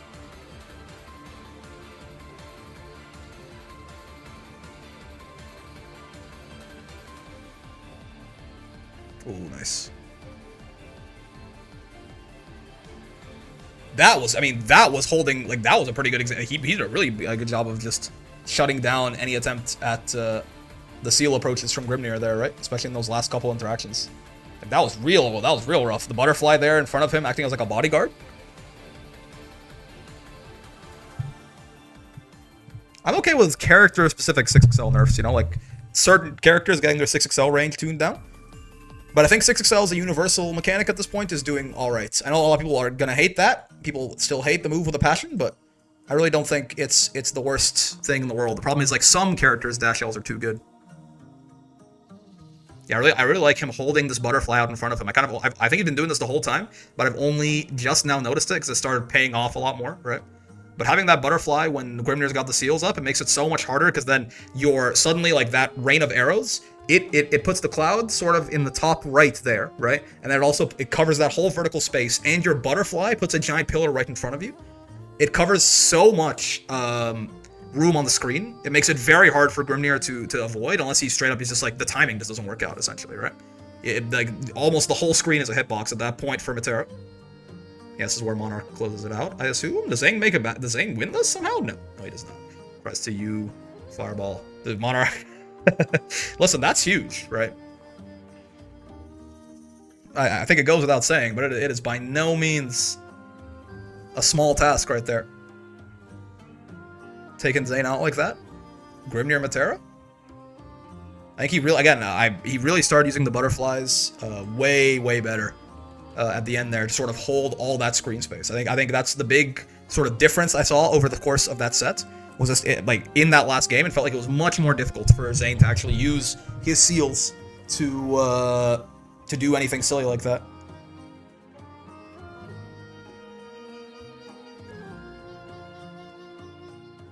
Alright, Zerom and Koujicoco. So, Zerom goes out here, huh? Shout out to Mr. Worldwide. The face of relief of coming out alive playing a zoner. Dude, Monarch's headphones like fell off his head. Did you see that? Grimnir's hard enough, but Zane potting Grimnir, that's a hard match. Yep. Butterfly's a super cool special. Yeah, people were talking yesterday. I remember people were saying, like, yo, this butterfly move is really good. Like, they've discovered something about Metera. You know what I mean? Obviously, like, someone does really well with Metera. Everyone starts talking about how Metera's actually secretly broken, guys. It's like, dude, Butterfly's so strong. How have we not seen this before? It's like, man, we have. Butterfly is her signature. It's like 90% of the character's power budget. Of course, I better fucking be strong. It's like the only, it's like the thing that makes her a viable character. It's like saying, like, bro, Latifa's SPD is so, why do I have to guess 50-50 every time? It's like, man, like, it's the whole fucking character. It better be really good. This is not surprising to anyone. I've been saying Metera's broken since day one, and no one's listening to me, and they should continue not to.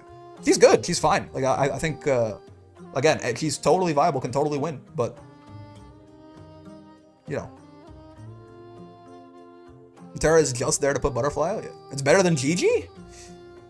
As much as I hate the Hell Rats, you might be right. Honestly, you might be spitting, right? Fairy has more parts of her kit that are sort of where her power is sort of spread out. I don't agree with that.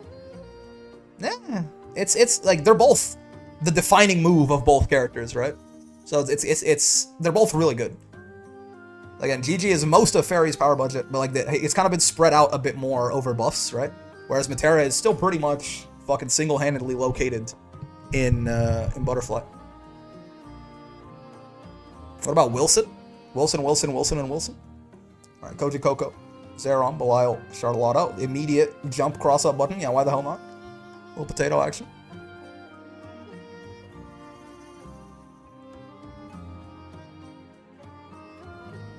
Ooh.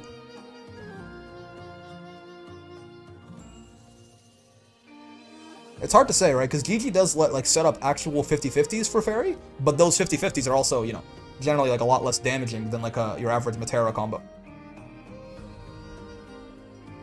Nice 6XL interrupt on the Honda headbutt right there.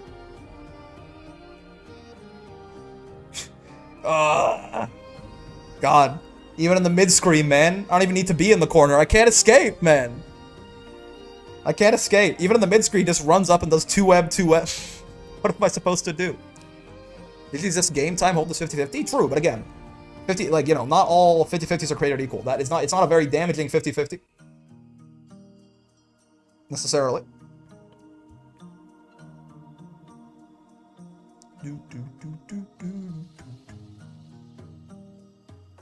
Oh. This lets it rip, nice. Exclamation mark Belial indeed. That button has got to go, I swear to God. I got bad news, man. I don't think it's gonna.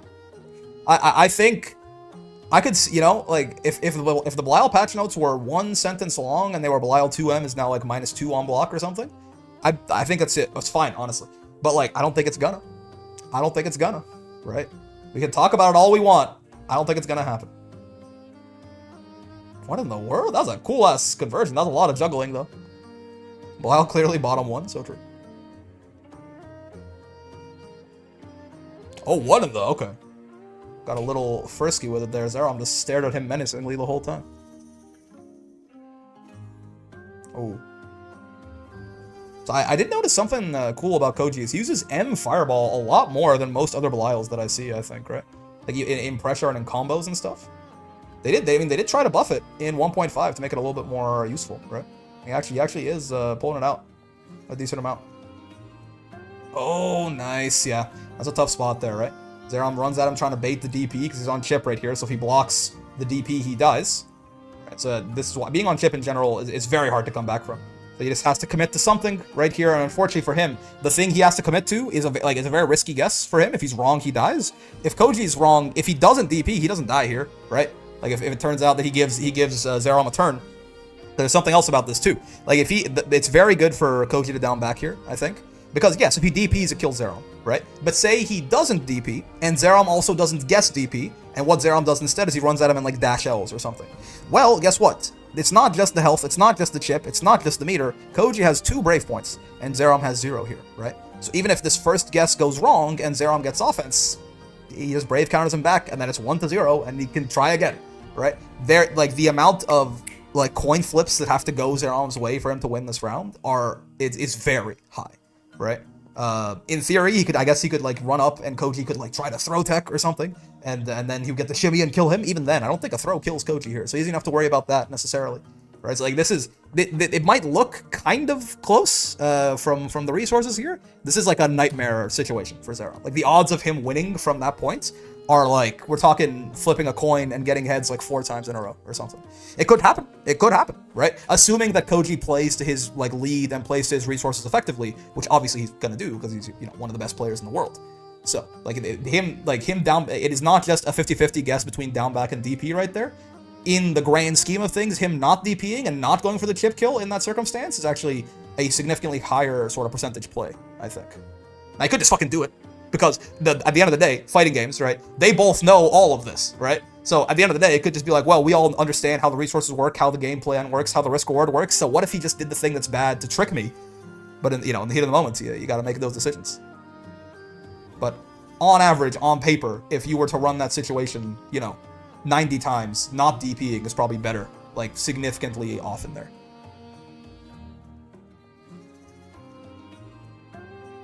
Sure. Yeah, okay, so it gets more minus if you spot dodge this, I think. Like, you were gonna get a punish on this anyway. This is like maybe a little, like he's trying to optimize. It's a little greedy, I think. Like you were going to be like +9 there or something anyway, get a punish, right? Kill the Charlotta. You can make it even more minus if you spot dodge early enough, but he was too late on the draw. Ends up just giving the punish away entirely.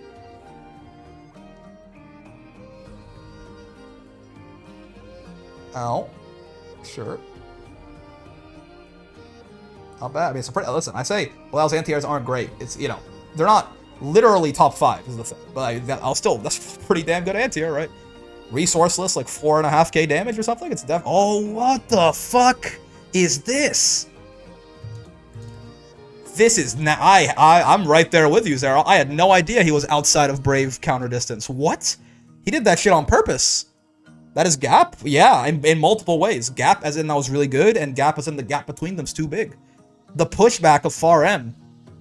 Look at this, and he does the EX Fireball too, right afterwards. Right, this covers, if Zerom just sits there and blocks, right, then he obviously gets plus frames to keep his turn going, right, and if Zerom BCs, it kills him anyway. Was this on? Koji's good enough. This could have been on purpose. I could certainly see it. That's, I mean, goddamn. It's like a pixel, man. That's nasty. That's diabolical shit. That's diabolical shit. Very good by Koji. If that was intentional, if that was an accident, still he's doing like safe, good offense that beats a lot of different options Zerom could do. But if he spaced that shit out intentionally, then he's actually a mad scientist, and I'm scared of him officially. Short character equals short BC if the game was funny. Yeah, let's buff Belial even more as one of the taller characters in the game. Okay, nice. Yeah, minus 12 right there, so nice, easy, close age punish. The Coliseum tile far M corner tech. Is it actually, do you space it out being on like the cracks in the tiles there, and then you far M and you're good? That'd be very sick if that's what it is. It looks almost like that, right? Ooh, maybe. It's kind of sick. Good old Belial. Pressure. Oh, nice. Trying to ball out of the corner there. Fuck it, we ball. Did not quite work out. No conversion, though, from Koji. No real big conversion. It's a chance. Chansu. Look at that map-specific tech. Yeah, Belial's BC and Hell's full screen coverage. Yeah, they give him the Guilty Gear Strive burst in Season 4. Or it's 3, I think, is when they changed it, right? Made it full screen. This is tough. Yeah, I mean, at this point, right, Charlotta is very special move based for her pressure. Again, this is, you gotta look at resource advantages in this game, right? I don't know. At this point, I think I have not watched this top 8. You gotta look at resource advantages in this game. He's not in the corner, at least, so that's good. But with the 3 BP to 0 BP here, this is a tough round, right? It's a very tough round. You could just get a hard read and win. But, yeah, Koji just needs to take so few risks. And, you know, Zera wants to take significantly more here. Because every time he tries to run pressure, it can just become Koji's turn suddenly. Oh, hold on, though. Koji is playing it maybe a little too safe. Let's see. Oh, ow, ow, ow, ow, ow. Fucking hell, man. Yep. Belial far H. Good shit. I mean, really well done by Koji. I think he recognized, like, both times that I noticed it, at least, he very much recognized when he had like the big leads and he was playing like an asshole, right? Which I mean as a compliment. I mean that as a compliment. Like when he was ahead, he was playing like a fucking dickhead. Like he was just like, yeah, hold my nuts. What are you gonna do about it? I'm like, this is, you have to do something here. Very, very well done, right? Is Charlotta one of the more demanding characters when it comes to needing resources? Everyone really wants their fucking BP. Charlotta has good like resourceless defense. She's got like some decent buttons to mash. Her DP is obviously a bit of a war crime, stuff like that. But realistically, no, it's more so just that no one is happy. Charlotte can 6XL and jump for free? Sure. But yeah, more so it's no one is happy in that situation. It's not just a Charlotta thing, right? If someone's got 3 BP and you've got 0, right? The only problem with Charlotta in that situation is that a lot of her pressure is special move based, right? And special moves are sort of the safest things to BC in this game. You can often, on the Sword of Lumiel, like her little slashy, you can get like the counter hits, brave counter as well, right, for the hard knockdown.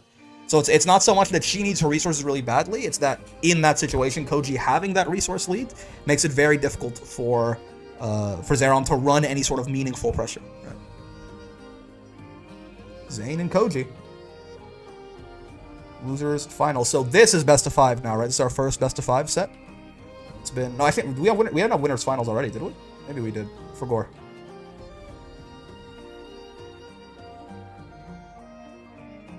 Is there one I'm not thinking of? It used to be Belial. Belial like didn't need his use skills at all. But I mean, you Asmodeus, I guess, even back then. But now with you Fireball, obviously, it's not the case at all. Fella, I'm trying to button check. Why is he doing this to everyone, man? Why's he doing this? I need my button. I'm trying to Kramer. I'm checking my buttons. Oh, hopefully Koji's good. This is bullying, man. Look at him. It's like 10 years older than his ass. He's beating him up on the playground. My God, Zane, you would do such a thing? Get him? So true. Shove this nerd in a locker. Mr. Worldwide. Zane does kind of look like a Pokemon evolution of Koujicoco, no? Koji's like step 2, Zane's step 3.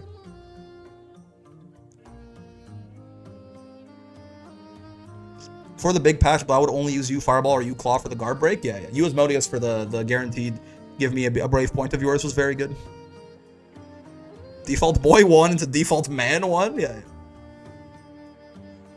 Gotta make sure my buttons work, hits full able combo. Yeah, in the meantime, you know, Koji better be about to be a 30-year-old man, gotta bully the kids. So true. Show him what's up. Invite him to the unction just to beat their ass. I respect it. That's gonna be me soon, man. I'm turning 26 this year. My biological clock is ticking.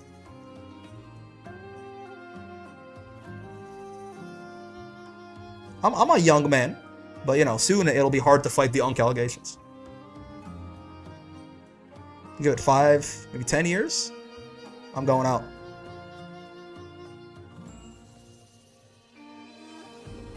Ooh, okay. Yeah, you can try to like delay tech with close L, like a standing button like that, for a lot of, because the thing about, you know, if you 2L and Zane does the seal dash throw bait, of course you're just gonna whiff. A lot of times you can end up getting punished. So you can match like 5L like Koji just did right there. Of course that comes with its own risks, and that's why Grimnir's throw bait and throw baits like it that make your crouching buttons whiff are so good. Because if you're standing up hitting 5L, guess what you're not doing, right? Blocking, obviously. You're not blocking low, specifically. They can just run up and 2L you unreactable. So it puts you in a very dangerous situation. You can alternatively try and delay tech with 2H, but the problem with that, again, there's no free lunch, right? If you delay tech with 2H, you can block low and still have something that doesn't hit, that doesn't miss on them like going airborne like that. But now, the whole point of delay teching with a strike in the first place is that you recover much quicker and it's much easier to, like, you're not as vulnerable to backdashes or other kinds of shimmies, right? Now, if you're delay teching with 2H, well, guess what? Right now you, suddenly your recovery is just about as much, if not more, than your throw whiff recovery, and you're once again vulnerable to backdashing. There are ways around strong throw baits like that, but they force you into much more unfortunate defensive positions than you would otherwise be in if you were just able to, you know, down back and hit 2L. Right? Yeah, he fucking grabbed him by the collar. I don't know why that Asmodeus looked so violent. He grabbed him by the collar on the M Asmodeus there.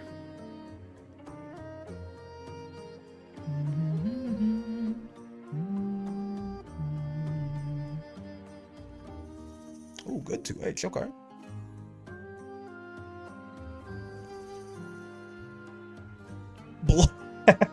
Your message got filtered because you said blow them away. That's funny. Yeah, so that's the Twitch auto mod. That's not my fault. It's not that you can't complain like it's the wall server.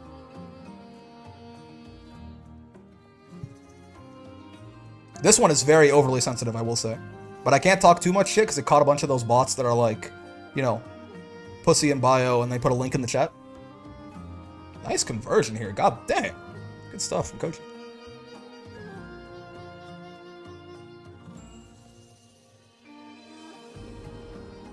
Yeah, good old Belial MDP. Just another. He's got a very deep bag. Reaches in, pulls out the plus on block DP that you gotta react to. Koji, I feel like Koji always ends up with more brave points than his opponent, huh? Like now that I started paying attention to that in the set with Zerom, and it's like, how is this guy always at 3 BP when his opponent's got 0? Like how does I gotta start thinking about it. He doesn't BC as much? Yeah, I guess so, right? He really is just like being patient. He does DP quite a lot, I suppose. He's getting his DPs punished, but like I wonder, like, yeah, this is the kind of playstyle that might get a little worse if HDPs actually do get counter hit recovery, right? Plus on block DP is vile. Welcome to Belial. I mean, listen, it's not that good as a reversal, right? It is, but you know, it is technically a plus on block DP. Yeah. Round start 2-2H with Grimnir is risky, it seems. It's like a 50 frame animation, right? So you gotta be careful. Doing it in Nooch like that, it can get you blown up, certainly. Oh boy, nice. Oh, and he was on top of the seal too. That would have been a bit more of an awkward conversion if he wasn't. Yeah, this is actually, yeah, it's almost like you almost want to not do this right here because he's on the seal, right? But that's a weird thing taken into account in the moment. He probably could have still just far HT when you bionic arm to your death anyway, but.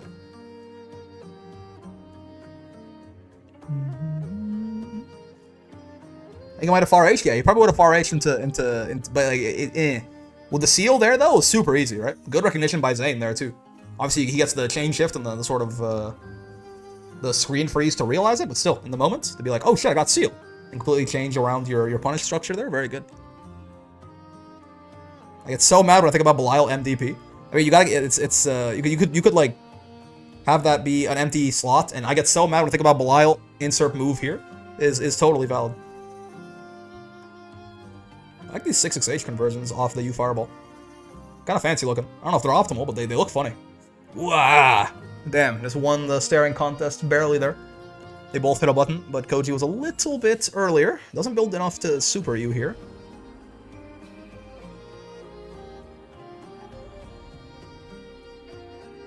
Yeah, sure. Damn. Dude, really good one button confirms here, right? You can buffer it, to be fair, but still. I am once again asking about Belial's combo limit. You know, he keeps you grounded for a while. Sure. We went for the command grab there, you see that? He has not been using that at all, right? I mean, it is definitely, it's pretty slow. It's the kind of thing that players of this caliber will be reacting to pretty often, but it's another thing, right? Belial's got that really deep bag. Right, he hasn't pulled it out basically all bracket. I think he did it once before, and he got J22H'd by Wavy, right? But he's got that real deep bag. Once or twice a bracket, you can pull out that command grab, and you can potentially catch people off guard, right? I'm confused on his BMB SBA route.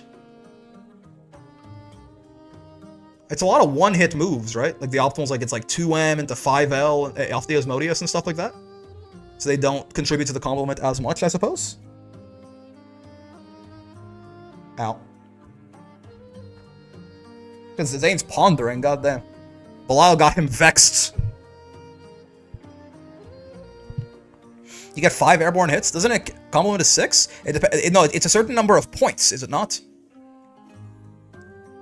Combo limit is like, it's like 12 points or something, and different moves contribute different points to it?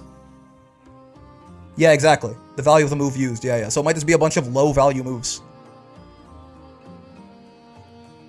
I forget the exact formula. We can look it up after this.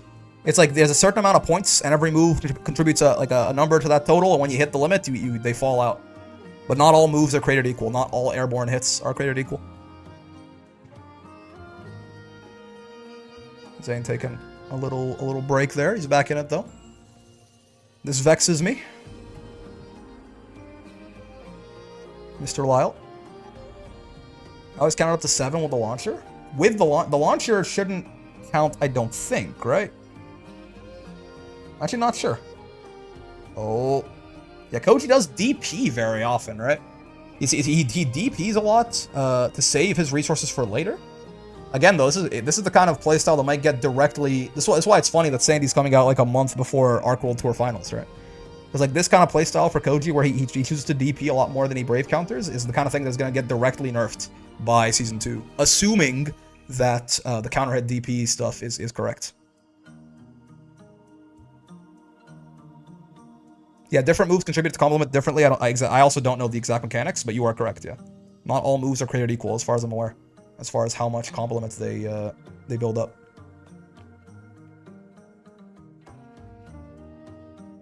Yeah, Zane is kind of sitting on the seals here. Using the threat of the dash, almost better than the dash itself. Kind of like, yes, they walk in between them there. Keeping it on Koji's mind. It's like footsies, but you can air dash. Oh, sure. Whoa! What the? Yeah, so you can see it right there, right? So that's what I was talking about earlier.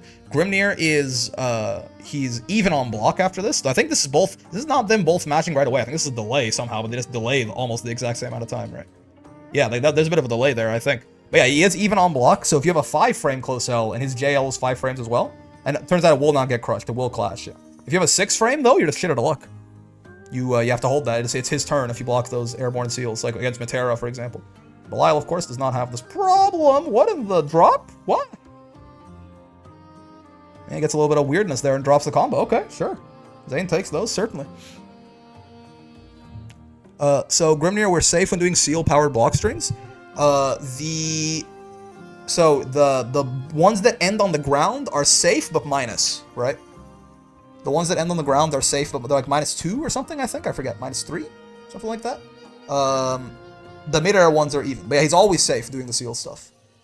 The ones that go upwards, I think, can be 2H sometimes. I think. They're less common. Ground dash is -3? Yeah, something like that. Not punishable, but definitely your turn afterwards. No matter how slow your light is. 5 or 6. Or 7. Well, maybe not 7, depending on if he's in throw range or not. I think he's usually not, though, afterwards. Sure. Ow, ow, ow. Leave me alone, Mr. Windman. You were right, -2? Gotcha, gotcha. Trying to open up a Seahawks with ground seals. Trying to see if I could be slippery and 50-50 with Grimnir. Yeah, I mean, you're -2 after the dash, so it's not the worst.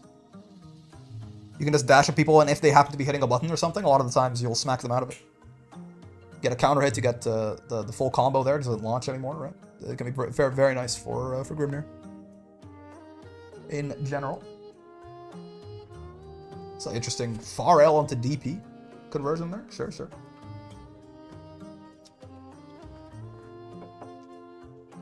Ugh. Help me, the Windman is too hard to track. -2 equals 0 IMO? No. No, that's not right. But, like, you can have whatever opinion you want, I suppose. I'm not going to tell you otherwise. Ow.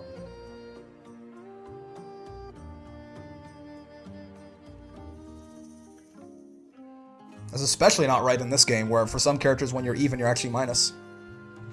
Keep in mind, Seal Dash has 0 attack. Well, yeah, it gets crushed by, like, everything. But a lot of the times, it's, you know, you end up getting counter hit out of your startup, unfortunately. I thought about this for a long time, but I think DP should have a lot longer of a cooldown. I don't know. If they're gonna make HDP's counter hit recovery, then no. If they weren't, maybe. Yeah, Seal is pretty easy to crush from my... I don't know if it's 0 attack level, that's kind of crazy. It gets crushed by, like, close L's, for real?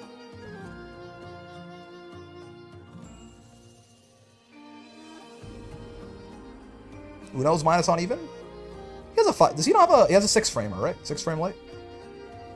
Ow. Sure. Wait, does Uno have a 5 frame close L and I just haven't known this whole time? I don't think so. In my head, I've always lived as him with being a 5 frame light character, or a 6 frame light character. If I get grabbed out of +2, I can mash on a -2. Well, it depends a lot on the situation, right?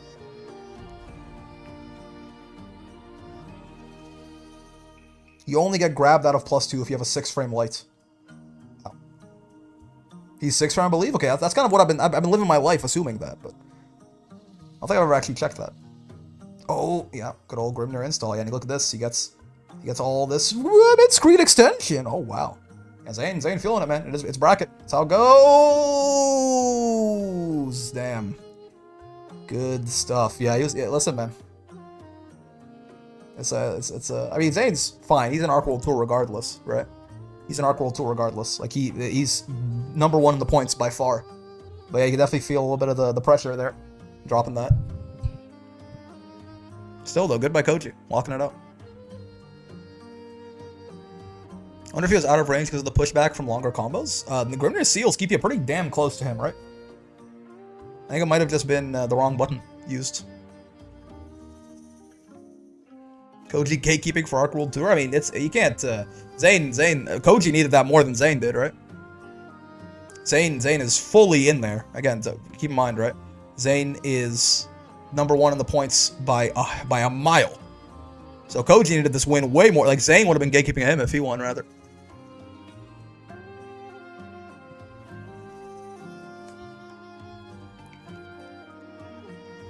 Koji already was? Am I stupid? Koji was already in there? I don't know why my dumbass thought... Why my dumbass thought Monarch... Okay, yeah, oh, I'm stupid. Yes. I don't know why I thought Monarch was already in there and Koji got... No, okay, yeah. I know... Okay, gotcha. That's why Monarch's in there. Monarch got there because he was 2nd place and Koji's already qualified? Indeed.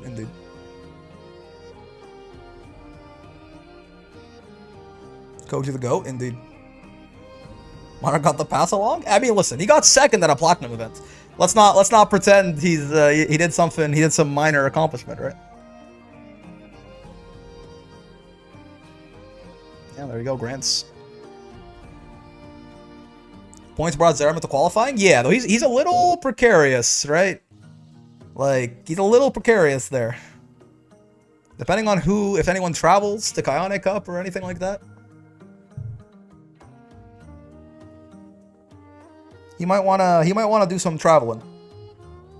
Just in case. Frosty's more than just winning the tourney, you're also awarded points for a future tournament? Yes, the Arc World Tour.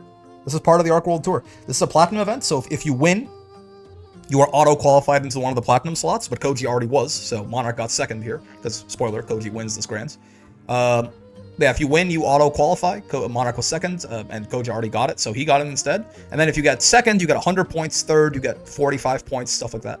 And there are 8 spots that are just like auto qualification through winning platinum events. 7 of those spots are now full. The last one will be Kayane Cup this next Saturday or Sunday or something like that. Forget how time zones work exactly. And then there's 7 spots through points over the course of the season. And then there's 1 spot for an LCQ for a total of 16. DP being counter recovery means that it's more optimal to meet a DP midair to get space with Eustace through recovery. It's more optimal to meet a DP midair to get space with Eustace through recovery. Sure. Praying Sandalphon is a plus on block too, I'm still waiting for the switch up, man. The I can't wait for Sandalphon to be in the game to please Cygames remove Sandalphon from the game pipeline. It's gonna be crazy.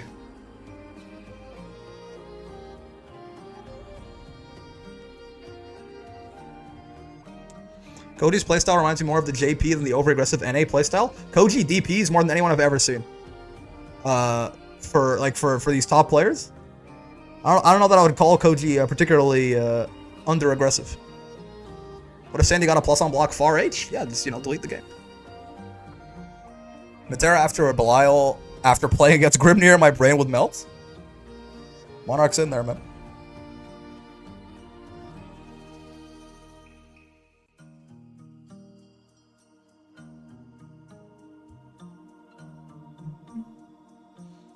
Sandy gonna win every match due to everyone being stun-locked by his majesty, so true. Hey, look at him, he's actually using M Fireball in the conversions? The buffs mattered. All these Belial players telling me the M Fireball didn't mean anything. Like, bro casually said delete the game, say it how it is. Yeah, Belial's probably not getting nerfed, or at least probably not, he might get like a nerf and a buff, He'll get a nerf and a compensation buff and his power level will remain about the same, probably. The buffs genuinely do not matter, indeed. The whiff to M was not necessary. Well, it's a grand final set. If Koji's planning on winning this, which he does end up doing, it's going to be at least 6, 7, 8 games. You got to get the mental damage in there early, Chipping away at the mighty oak.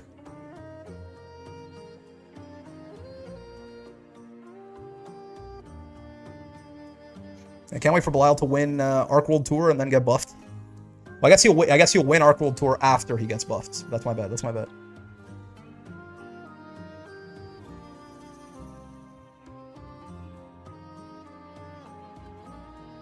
Ooh.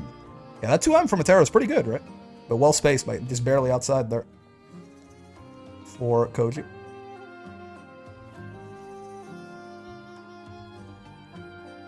Ow.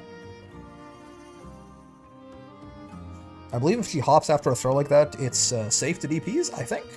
There are ways you can make it safe to reversals, but I forget what exactly the setups are for Matera. No! I saw that. I was mid-sentence, but my eyes, I saw that, right? My eyes darted over. You can see right there.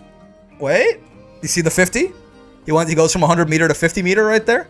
That's how you know it's the U grab, right?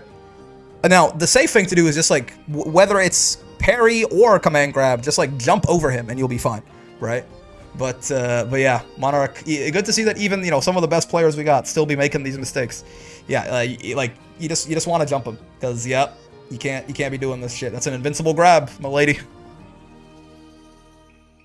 I was like, I saw him walking towards him, like he's gonna jump it, and then he didn't, like last second.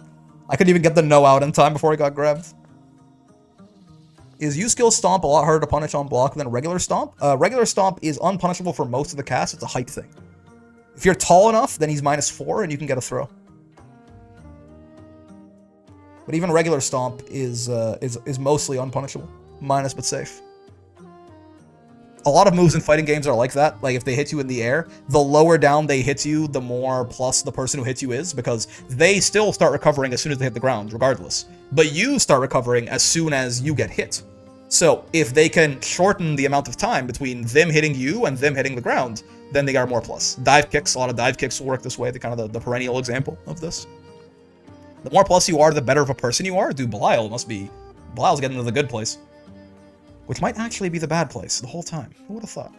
Honestly, he'd probably enjoy it better there. The bees with teeth and shit like that. So ever Suja breaks dive kicks? Yeah, unless you try to space them out to hit her lower, right? Oh boy, I looked away for a second and got you arrowed. You still have such patience really is admirable? Yeah. I mean, this is kind of what good Metera play is going to force anyway, right? If you get too antsy fighting a good Metera, they're gonna kill you regardless. And obviously, her for herself, she wants to slow down the game a lot. That's the game state that benefits her. Ooh, nice. Yeah, you can't cancel. It's tough. Dashing in this game is a bit of a commitment because you can't cancel your dash into block. You can only cancel it into spot dodge, which obviously spot dodge is not like dashing and spot dodging is not necessarily the safest thing to do. So that dashing up right there actually kind of put Koji in a tough situation. What's going on, Wisdom? I don't quite get why Koji didn't use 5U against projectiles more in these sets. If you're too far away, it can straight up punish you for it, right? So it depends on the spacing. Like in mid range, yes, but like even at like 70-80% of the screen, she's plus enough to kill you a lot of the time.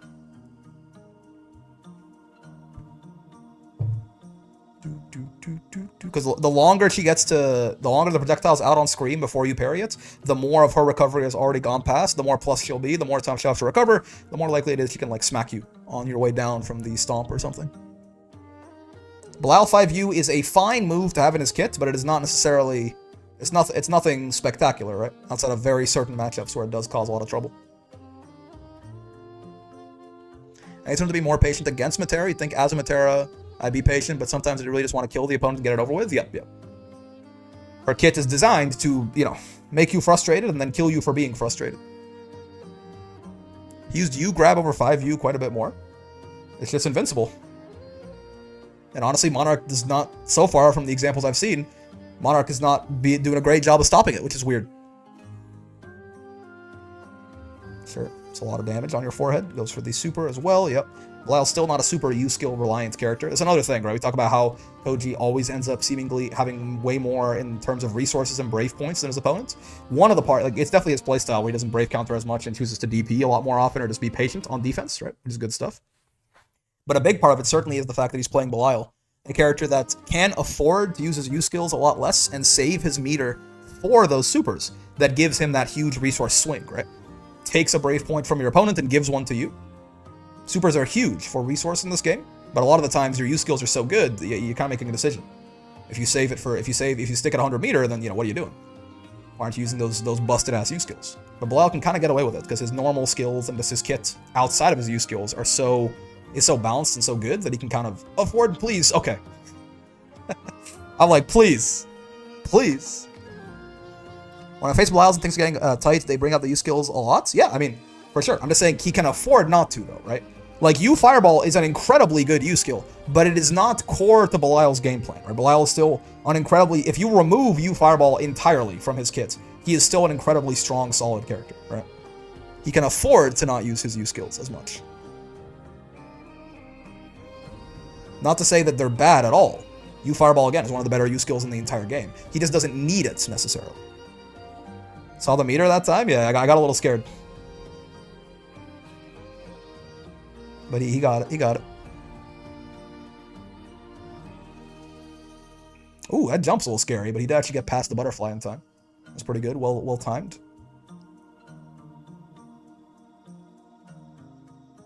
Yeah, all those far L's, man. Good stuff. Yeah, the U parry, I think, is faster. And the slowdown as well means that it's much more common that you're going to get a punish with the U parry than just you hitting 5U, I think. I mean, he's been doing a great job of, avoiding some of what Monarch's doing, but it's a tough round, man. Does he win this? It's not. He kills her in one combo is the thing. She's so dead. So dead. She was dead with 3k more. That's so, yep. Whew. How often do you check your opponent's meter, cooldowns, etc.? Cooldowns, I would say, depends a lot on, what character I'm fighting. Right, for some characters, I care about exactly, one skill way more often. I think with Versuja, for example, I check her cooldowns a lot. Because, I check, her H pillar cooldown a lot, right? But, meter and resources and stuff, all the time. It's my eyes are darting to, how much meter they have, how many brave points they have, right? What their health is at, obviously. Whenever my eyes are not, it's the downtime activity, essentially. It's looking at it. Because it completely determines how you make decisions, right? What the risk reward's looking like. A decision that's pretty stupid in one circumstance could be optimal in another, right?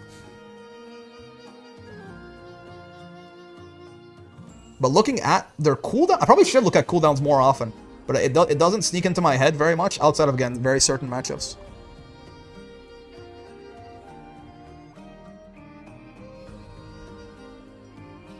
Sure.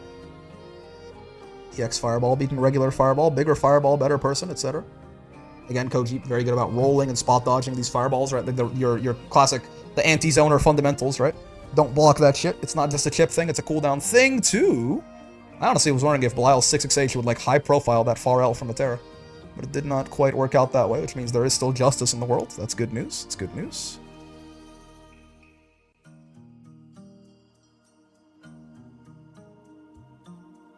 Yeah, not too risky to get hit by the H Fireball from that point. U Fireball would have been a lot worse. Wow, that was brave. Goddamn. Sure. Watching DP cooldown seems helpful. Other skills, I don't know. Yeah, I think I do look at DP cooldowns every now and then, but still probably not as much as I should. Monarch is locked in. Bro's in a fugue state.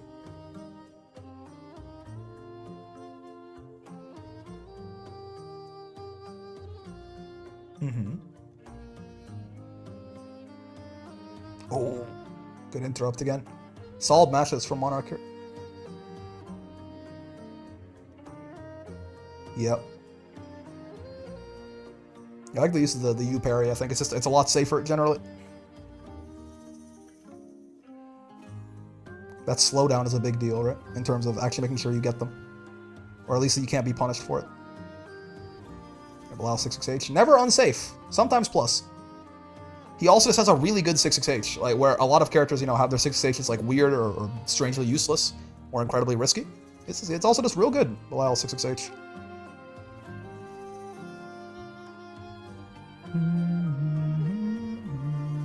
Monarch's UDPs are so good this set, pretty sure he never gets it baited out. Hasn't happened yet, I don't think. Oh, ow, my toes. You're not dead, though. Right? He doesn't have these. Blau can't quite... Yeah. It's a lot of damage, but... Oh, no! Make it stop! Not again, man! I mean, this one's a little... This is, like, basically a reaction check off this. Like, that's a little harder. That's a little harder. You gotta... Like, that one, you know... The buffs, yeah, they did make that thing 10 frames faster, right? They did make that thing 10 frames faster in the 1.5 patch. Not the frame 30 command grab, used to be it's frame 32, used to be frame 42. The Unk check, yup. Listen, off the far H cancel, it's a little bit harder to react to, certainly. It's also invincible is the problem, right? So he did react to it. He mashed, but the problem is it's invincible when the command grab starts. This one, I'm pretty sure if I play Belial, he'll do my taxes for me too. Weird thing about Belial is that he's a force multiplier, right? The character has all the tools that you need to win, and more, right? But he really is just, you need to have very solid, like to really play this character well, you need to have very solid fundamentals and like, you know, you need to rotate your options well and stuff like that. Like he's not actually a super, like it's not like he's a super brain dead character or anything, right? He has everything you need. You are never going to lose and be like, man, if only I wasn't playing Belial. But he really is. Basically, Belial is, you know, the better you are at fighting games, the better your Belial is going to be, probably. Belial lacks a really good anti-air. I like how you have to say he lacks a really good anti-air, right? He has a good enough anti-air for everything you need, certainly, right? He has a good anti-air.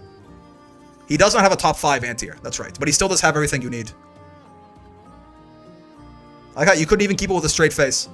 You still have to qualify it. He lacks a really good one.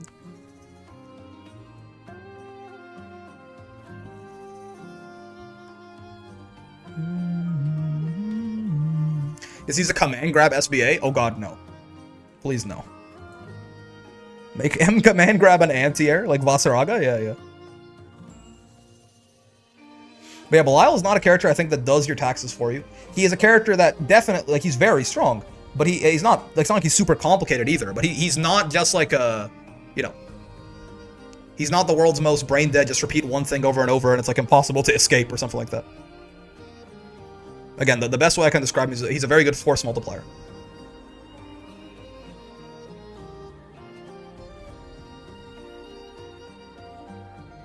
Give useless Belial H Fireball, but only H Fireball? Ah, because the other Flamecs are actually really good. I see, yeah. Like Light and Medium and U Flamec are all the same, but H is Belial H Fireball? Now that's a fucking buff right there. You're alive? You're alive? Could Monarch play around his spot dodging somehow? I mean, yes, but it's all RPS, right? Like you can do nothing, and then if he spot dodges, then you can punish him for it. But if you do nothing, then you're not zoning, right? It's the classic, you know, it's just tough. There's always an answer to everything. The problem is, you would probably rather get, on average, you would rather get your Fireball spot dodge than do nothing and let Belial just run it on you for free, right? Could be worse. Belial's a Super Saiyan times 50 multiplier. Actually, it's kind of like times 500 if you think about it. Depends on the Super Saiyan grade that you're talking about. It's like a whole different, it's a whole thing. Just wait for the Monarch 90% comeback. We've yet to see this.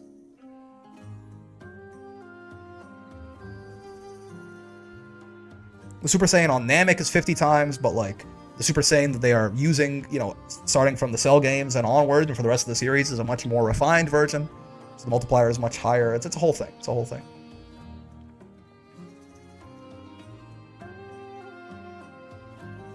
Oh my! My spot dodge! Well, there's a way to play around a spot dodge. Let the butterfly creep in on him like that. There's an answer for you. Very nice. He's respecting the shit out of that butterfly, and you kind of have to. You kind of have to. It's real good.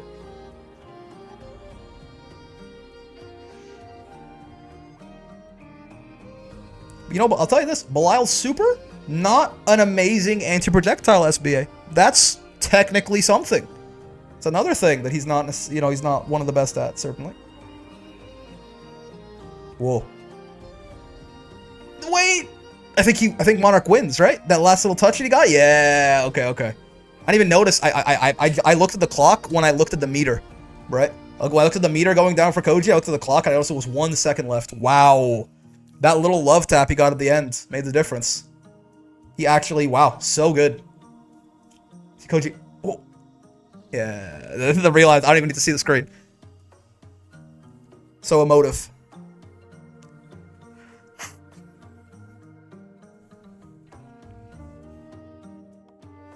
I'm gonna blow my nose real quick. Let me turn away from the mic. You grabbed stalls for a lot of times since it's invincible? Yep. But Monarch has actually been reacting to it a little bit more now, which is good.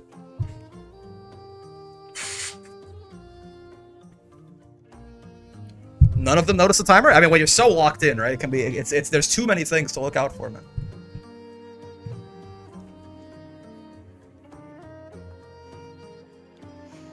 Listen, man, if anyone's gonna time you out, it better be fucking like Matera and Fairy and shit like that. It better be. If they can't time you out, who the fuck's gonna time you out? Don't say no one, because it's not a viable answer. Ooh, that butterfly almost got a spot dodge again, huh? Yeah, you parry, sure. Good old plus on block DP. We love to see it. Only ever realized there's a timer when he goes, hurry up. Yep. That's why that's there, certainly. Because your ass is not gonna notice normally. It comes into play so few rounds, on average. Tried to go for the big delayed close L there, catch Monarch fuzzy mashing or delay teching in some way. Didn't quite work out though.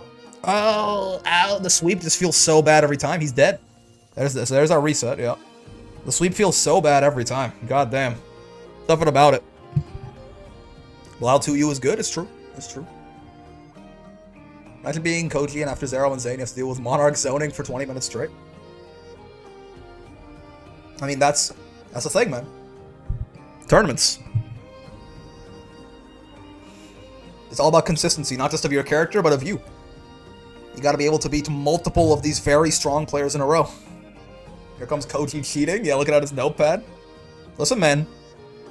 All's fair in love and war, baby.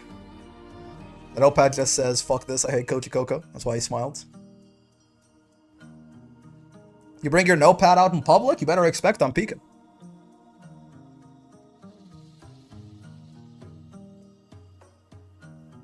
Just copied the notes out of the ops diary. Good luck feeling any sort of privacy ever again, you fool. Oh, organic fresh, thanks to the follow, man. What's that? Yeah, yeah. Have to blow copy pasta in it? That's why, yeah. Me writing my notes in ancient Sanskrit to confuse my opponent when they try to peek? Indeed. Nope, that's just drawings of Anila. That works too. I can see that. I mean, why not Matera, though? Notebook says Gap in bold Comic Sans. Yeah, size 729 font. This says Gap.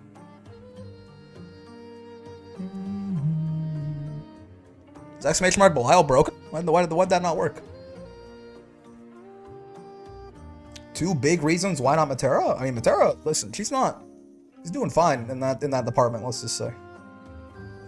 Oh, good conversion. The real draw will be S or Lambda. Oh, because he's a Blaze Blue Enjoyer. So true, so true. Ow, ow. Her sheep? So true. Okay, Matera does not have sheep. Well, she probably does.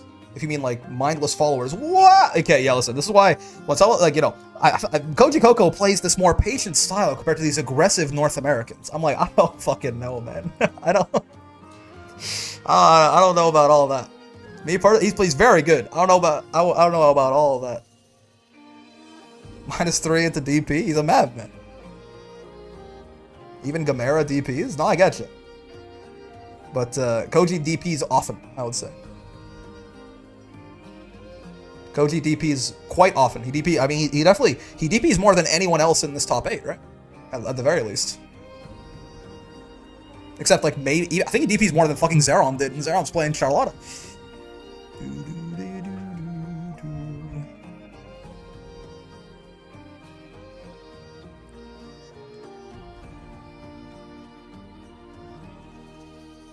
Let's get past the butterfly there. That crouch make his cross-up button whiff? Pretty wild. Good spot dodges. Yeah, really being diligent with how he tries to gain his space, right? It's one of the things Koji's doing very well here. Like, he for the most part, he's not rushing in trying to, like, I have to kill Matera now. He's being very disciplined in how he tries to go for it. And every now and then, he does just, like, jump in or do some monkey shit, because you have to, right? You can't commit to the same game plan all the time. But he is being very diligent in, like, you know, he's slowly earning his way into Matera, instead of just trying to immediately neutral skip her all the goddamn time. DPNA equals Master Scrub DP, JP equals Abare active defense. So true, so true. Thing and Thing Japan. DP brackets Nippon des.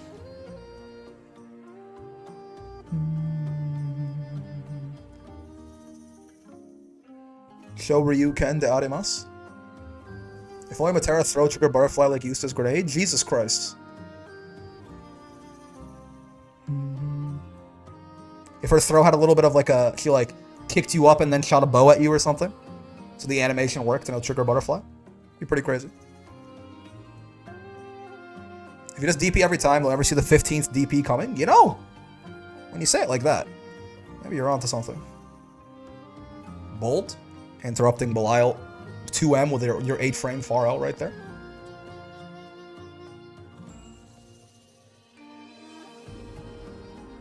Nice.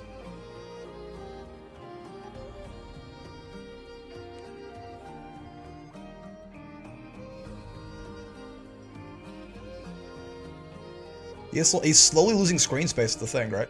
Like, they're playing defensively enough. Like, no one's getting like their shit rocked in the mid screen most of the time, but like Koji was again slowly getting the better of those interactions. Like, kind of just like slowly pushing Monarch into the corner where he can no longer play this sort of slow game. He has, however, yeah, this is sort of the thing. He did pay a lot of his HP in little pokes over the course of that to do that, right? It is sort of, you're trying to, can I slowly earn my way in on Matera here before the guy says KO, before the guy says down.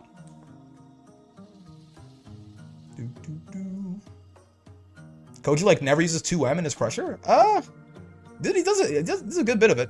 He ran up on a guy and did 2M in the mid screen once. There's a 2M right there. He did it like twice last round. Maybe not as often as you like. Maybe he's not spamming it as much as you might like expect, but it's good. Again, it's all about rotating your options, right? Oh, and delay close cell working out that time. I never saw him in the whole top 8. He did it like 5 times in the past minute. And he did it a bunch over the course of the top 8 as well. It'd be really stupid of him if he didn't, to be fair. Like, that would just be very bad Belial. He isn't Aaron 2M addicted? This is a weird point, man. He's playing his character badly if he didn't use his best button. You saw him do run up 2M, 2M, run up 2M, 2M, far L like 3 games ago? Yeah. And last round he did like run up 2M in the mid screen. He just did 2M here. Look at that butterfly zone. Oh, nice. Not dead. This is... Ooh! Why, though? Right? Like, okay, sure. There is part of... I guess, yeah, I unironically understand why. Because, well... My thought is that, like, you can genuinely... I guess he can afford to lose this game, right? It is a conditioning tool, if nothing else. That's just like such a huge risk. Jesus, guys got no fear. The grab prediction, I get that. There's just there's safer ways to do that. They don't kill you if you're wrong. I would have gotten hit by that DP. I think it's maybe a brain destroyer. You know, Koji's got momentum. He's feeling good. He's ahead in the set still, so he didn't need to win that round necessarily. That's like that's not maybe the optimal choice for right there, but for overall conditioning over the course of the set, then maybe. Expecting delay tech match? No, I get you. I think again, I'm not saying that he did that for fun. I'm saying that there were definitely, if he was expecting that, there's much safer ways to beat that than DPing in their face. I assume it's like I'm trying to freak this guy out because you got at least 3 more games going here, right?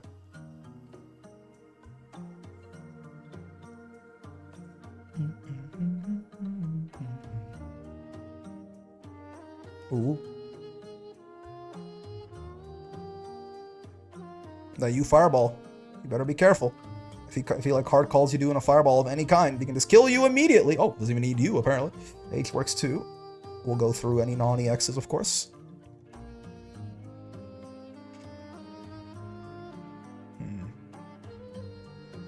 Oh no, it's a little too early there. That's tough. That's rough.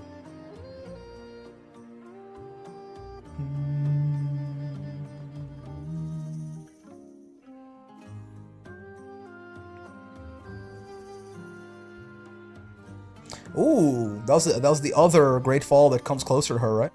To actually beat out the roll attempt there. That was a nice little switch up by Monarch. I don't think he's used that one very often so far. Maybe I've been missing it, but oh my lord! Yeah, Asmodeus does still have a lot of reach to it, certainly. Grabs him from pretty prodigiously far away right there.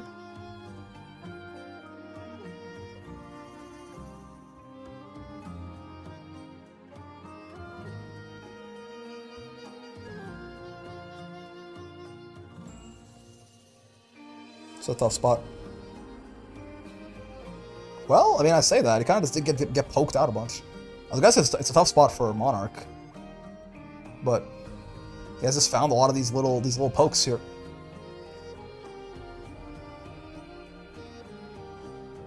Well, there you go, though. Plus frames on plus frames on plus frames. He's holding on to this last Brave point for dear life, as you might expect. Uh-oh. Next throw kills now, definitely. Okay, sure. Yeah, forces out the final Brave point, which is good. Monarch was playing super patient there, right? So it's back to fighting games 101.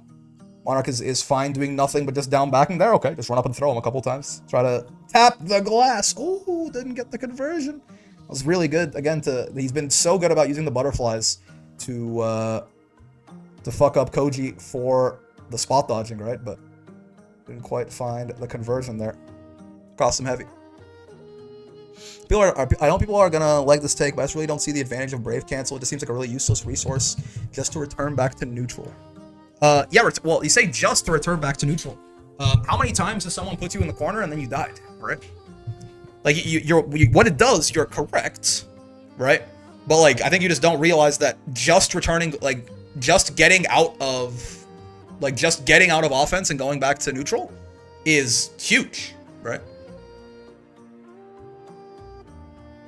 You're right that the only thing it does is end your opponent's turn, right? That's the only thing it does. That's huge, because you can very easily die on one offensive turn in this game.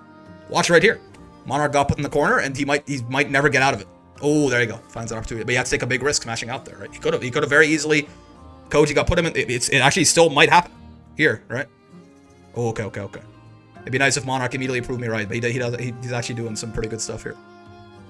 But like, the idea that it only returns you to neutral, you're right, that's what it does. I think you are horribly undervaluing what that means, right? And in a lot of cases too, I mean, even the counter hit BC can not return you to neutral. It can make their turn into your turn. But even the idea of just returning them to, like, the only thing it does is put you back in neutral, that's fucking insane, man.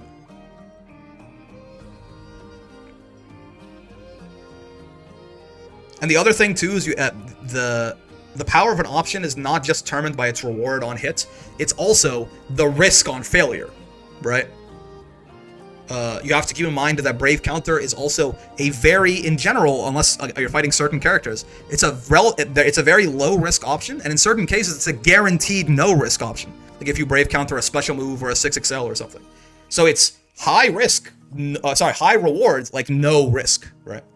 You don't just evaluate options in fighting games. I think Gorgonzola's asking like an honest question, right? So let's not like make fun of him. I'm genuinely just trying to explain it a bit, right? Like the value of an option is not just determined by what it does on hits necessarily. It's also by how risky that it is to access that reward, right?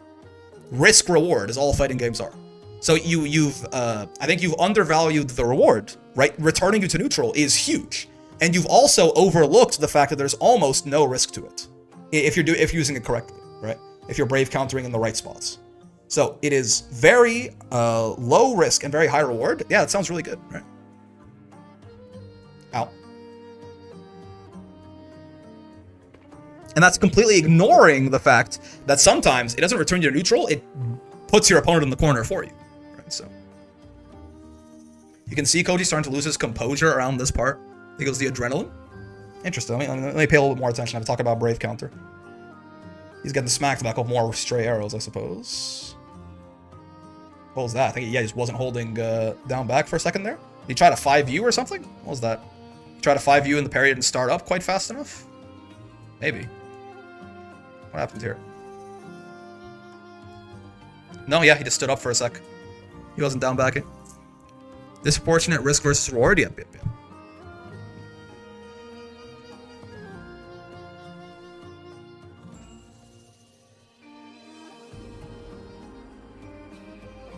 What's up, guy?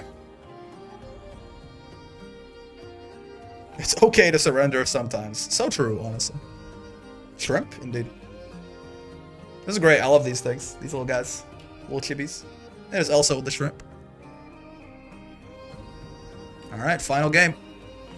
I see people do it sort of back and forth BCs. It's like an instant. You and your opponent now have like one or less 2 BCs. Why I hesitate using it so much? Oh, BC wars are the nuclear option. Yeah, very different. BC wars are not the only use of Brave counter, right?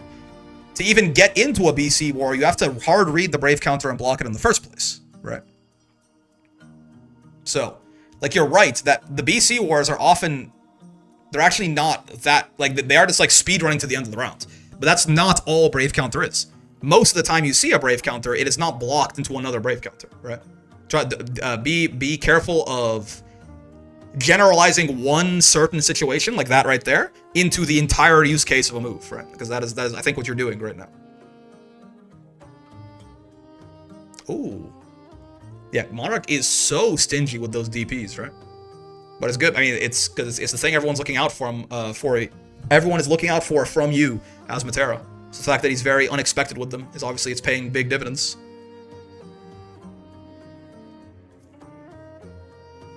The BC wars are, you're right though, you're correct on that. The BC wars are a resource dump to like just desperately try to hold on to your turn and end the round, right?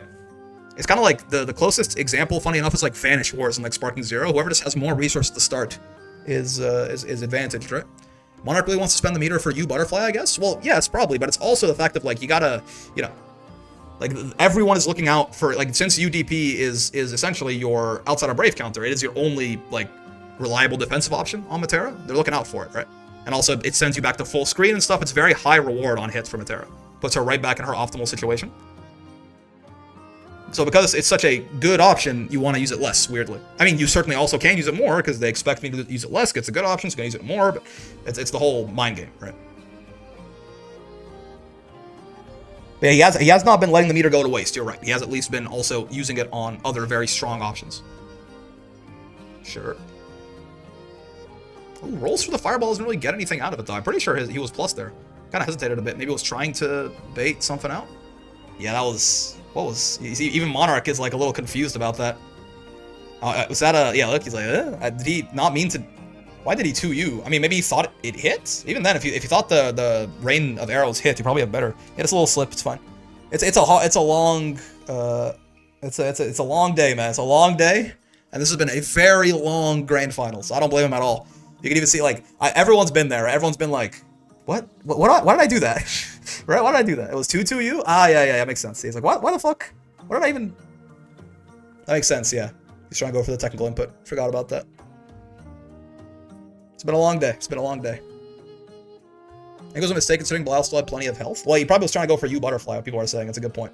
Oh, wait, I knew it was a misinput of some kind. I just didn't know what. But yeah, U Butterfly is 2-2-U, isn't it? That's good. That's correct. Like, he definitely didn't 2U on purpose there. That's why you saw him being like, what? Huh? Yeah, I think this is... Yeah, this is the last round, right? This is where Koji seals it out. How do you go out? With a bang or with a whimper? Will you die like a dog in the streets? Or will there be not nary a scar on your behind?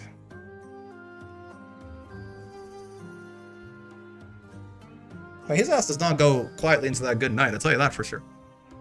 He's making him work for it. He's making him work for it. This is, you know, this has been studied. The more humans make, like, the patient or, like, good decision, they have, like, your patient has an HP bar, right? It's why they put all the chocolate bars and shit in the cashier aisle of the grocery store after your impulse control's been worn out, right? But Koji, he's able. He's got it. He can stick. He was able to survive. His patience lasted just long enough to get him in there, right?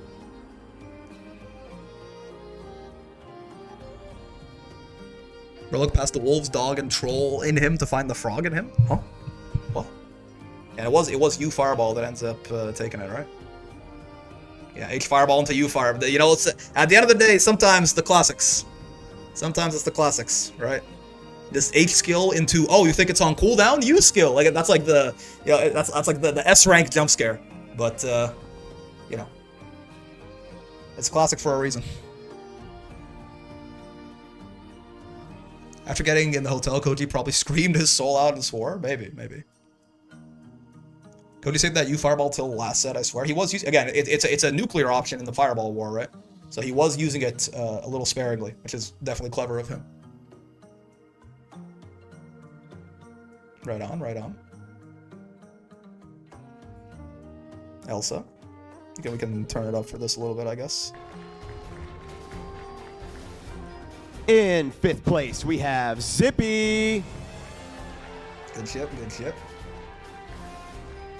He's did a good bit during the set there a few times. Just one neutral. Place, he was we definitely have using Wavy. You gotta be careful because again, it is definitely the expected nuclear option on the Fireball war there, right? Knocked off by the metal. That's rough. Zerom. And now your 4th place finalist. Give it up for Zerom.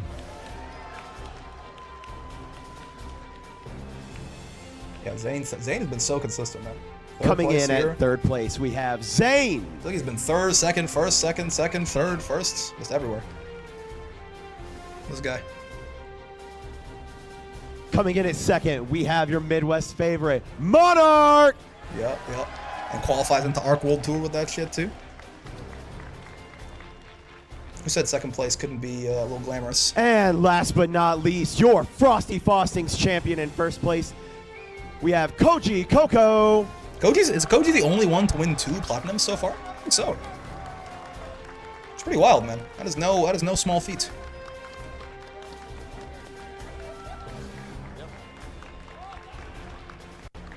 Monarch won the last 4 BBCF tourneys. Oh yeah, it's my understanding that Monarch is sort of the BBCF GOAT, right? Yeah, I think is Koji the only one who's won multiple platinums? I think so, right? He won this one. Gamera, Zerom, Riazo. Hold on, my scroll wheel's fucked. Let me. I mean, he must have, right? Because I think it's the first time we've had someone qualify 3 seconds. Yeah, Koji. For right there. Saki, Aaron. Yeah. Shout out. That's crazy. Gamba for Arc World Tour? Well, I mean, if I don't know when exactly Kayane Cup. I guess let me look it up real quick because with time zones and everything, I don't know where Kayane Cup is happening. It's European though, right? Kayane Cup 2025. I guess schedule is what I'm looking for. Sure, this counts. Grand Blue Fantasy versus Rising. 1st to 2nd of February. What? Oh yeah, no, it is. Yeah. From 10 a.m. In what time zone is this? France, whatever the time zone is in Paris. Next week, yeah, but like when? I think I just see like a little schedule graphic. I'm uncertain. First and 2nd of February, I assume. So 2nd of February will be top 8, right?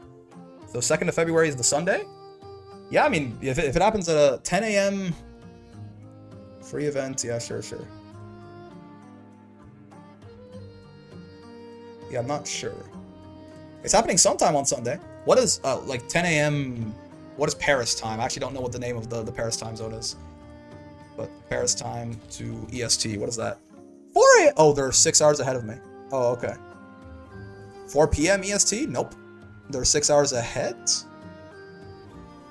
It looks like. Just kind of unfortunate. Time to wake up at 4 a.m.? Yeah. Well, yeah, we'll see. We'll figure it out then. Maybe we might watch the VOD again then if that's the case. Because 4 a.m. might be a little rough there. But yeah, man.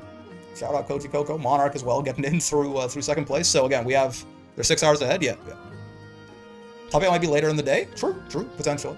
But yeah, so we've got almost all of our platinum slots full at this point, right? Just the one left for Kayane Cup. Zane, Toro. I feel like Zane, Toro, Zippy, and Elsa, and maybe even Fitizen, honestly, for 3 people to get into the points, because like someone in Kayane Cup, basically, Kayane Cup's gonna be a platinum, right? So someone is going to get 100 points, someone's going to get 45, and someone's going to get 20, and those are sort of the big movements, right? So it's very easy for, like, Space, for example, to end up getting knocked down. It could happen to Zerom as well, like if Zenith goes there for some reason and gets 2nd or something. He might not, right? Like I'm saying, like, in theory it's possible, but like, it's only really those last 2 spots where there's movement, probably, right? It's really only those last 2 spots. Who would you bet to win the finals? That's insane. It probably could be, like, literally anyone here. I don't know, man. I'm just gonna say Aaron. Why not? He won Evo. He'll win again. Sure. But yeah, so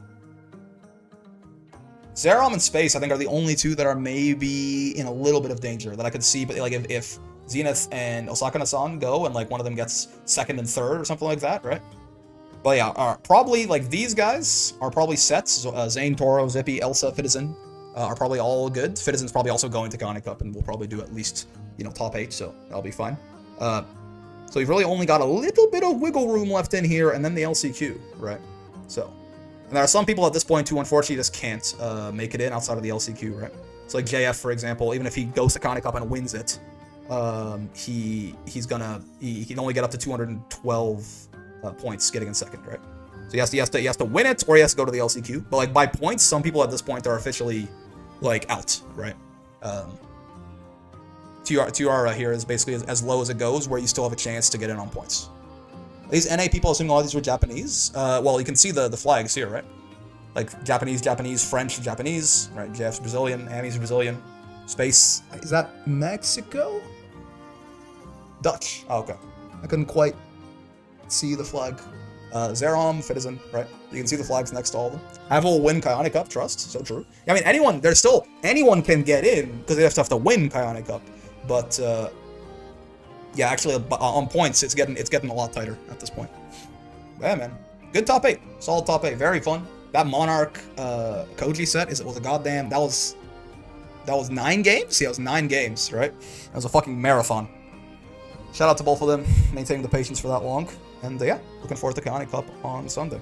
Let's play some Narmaya.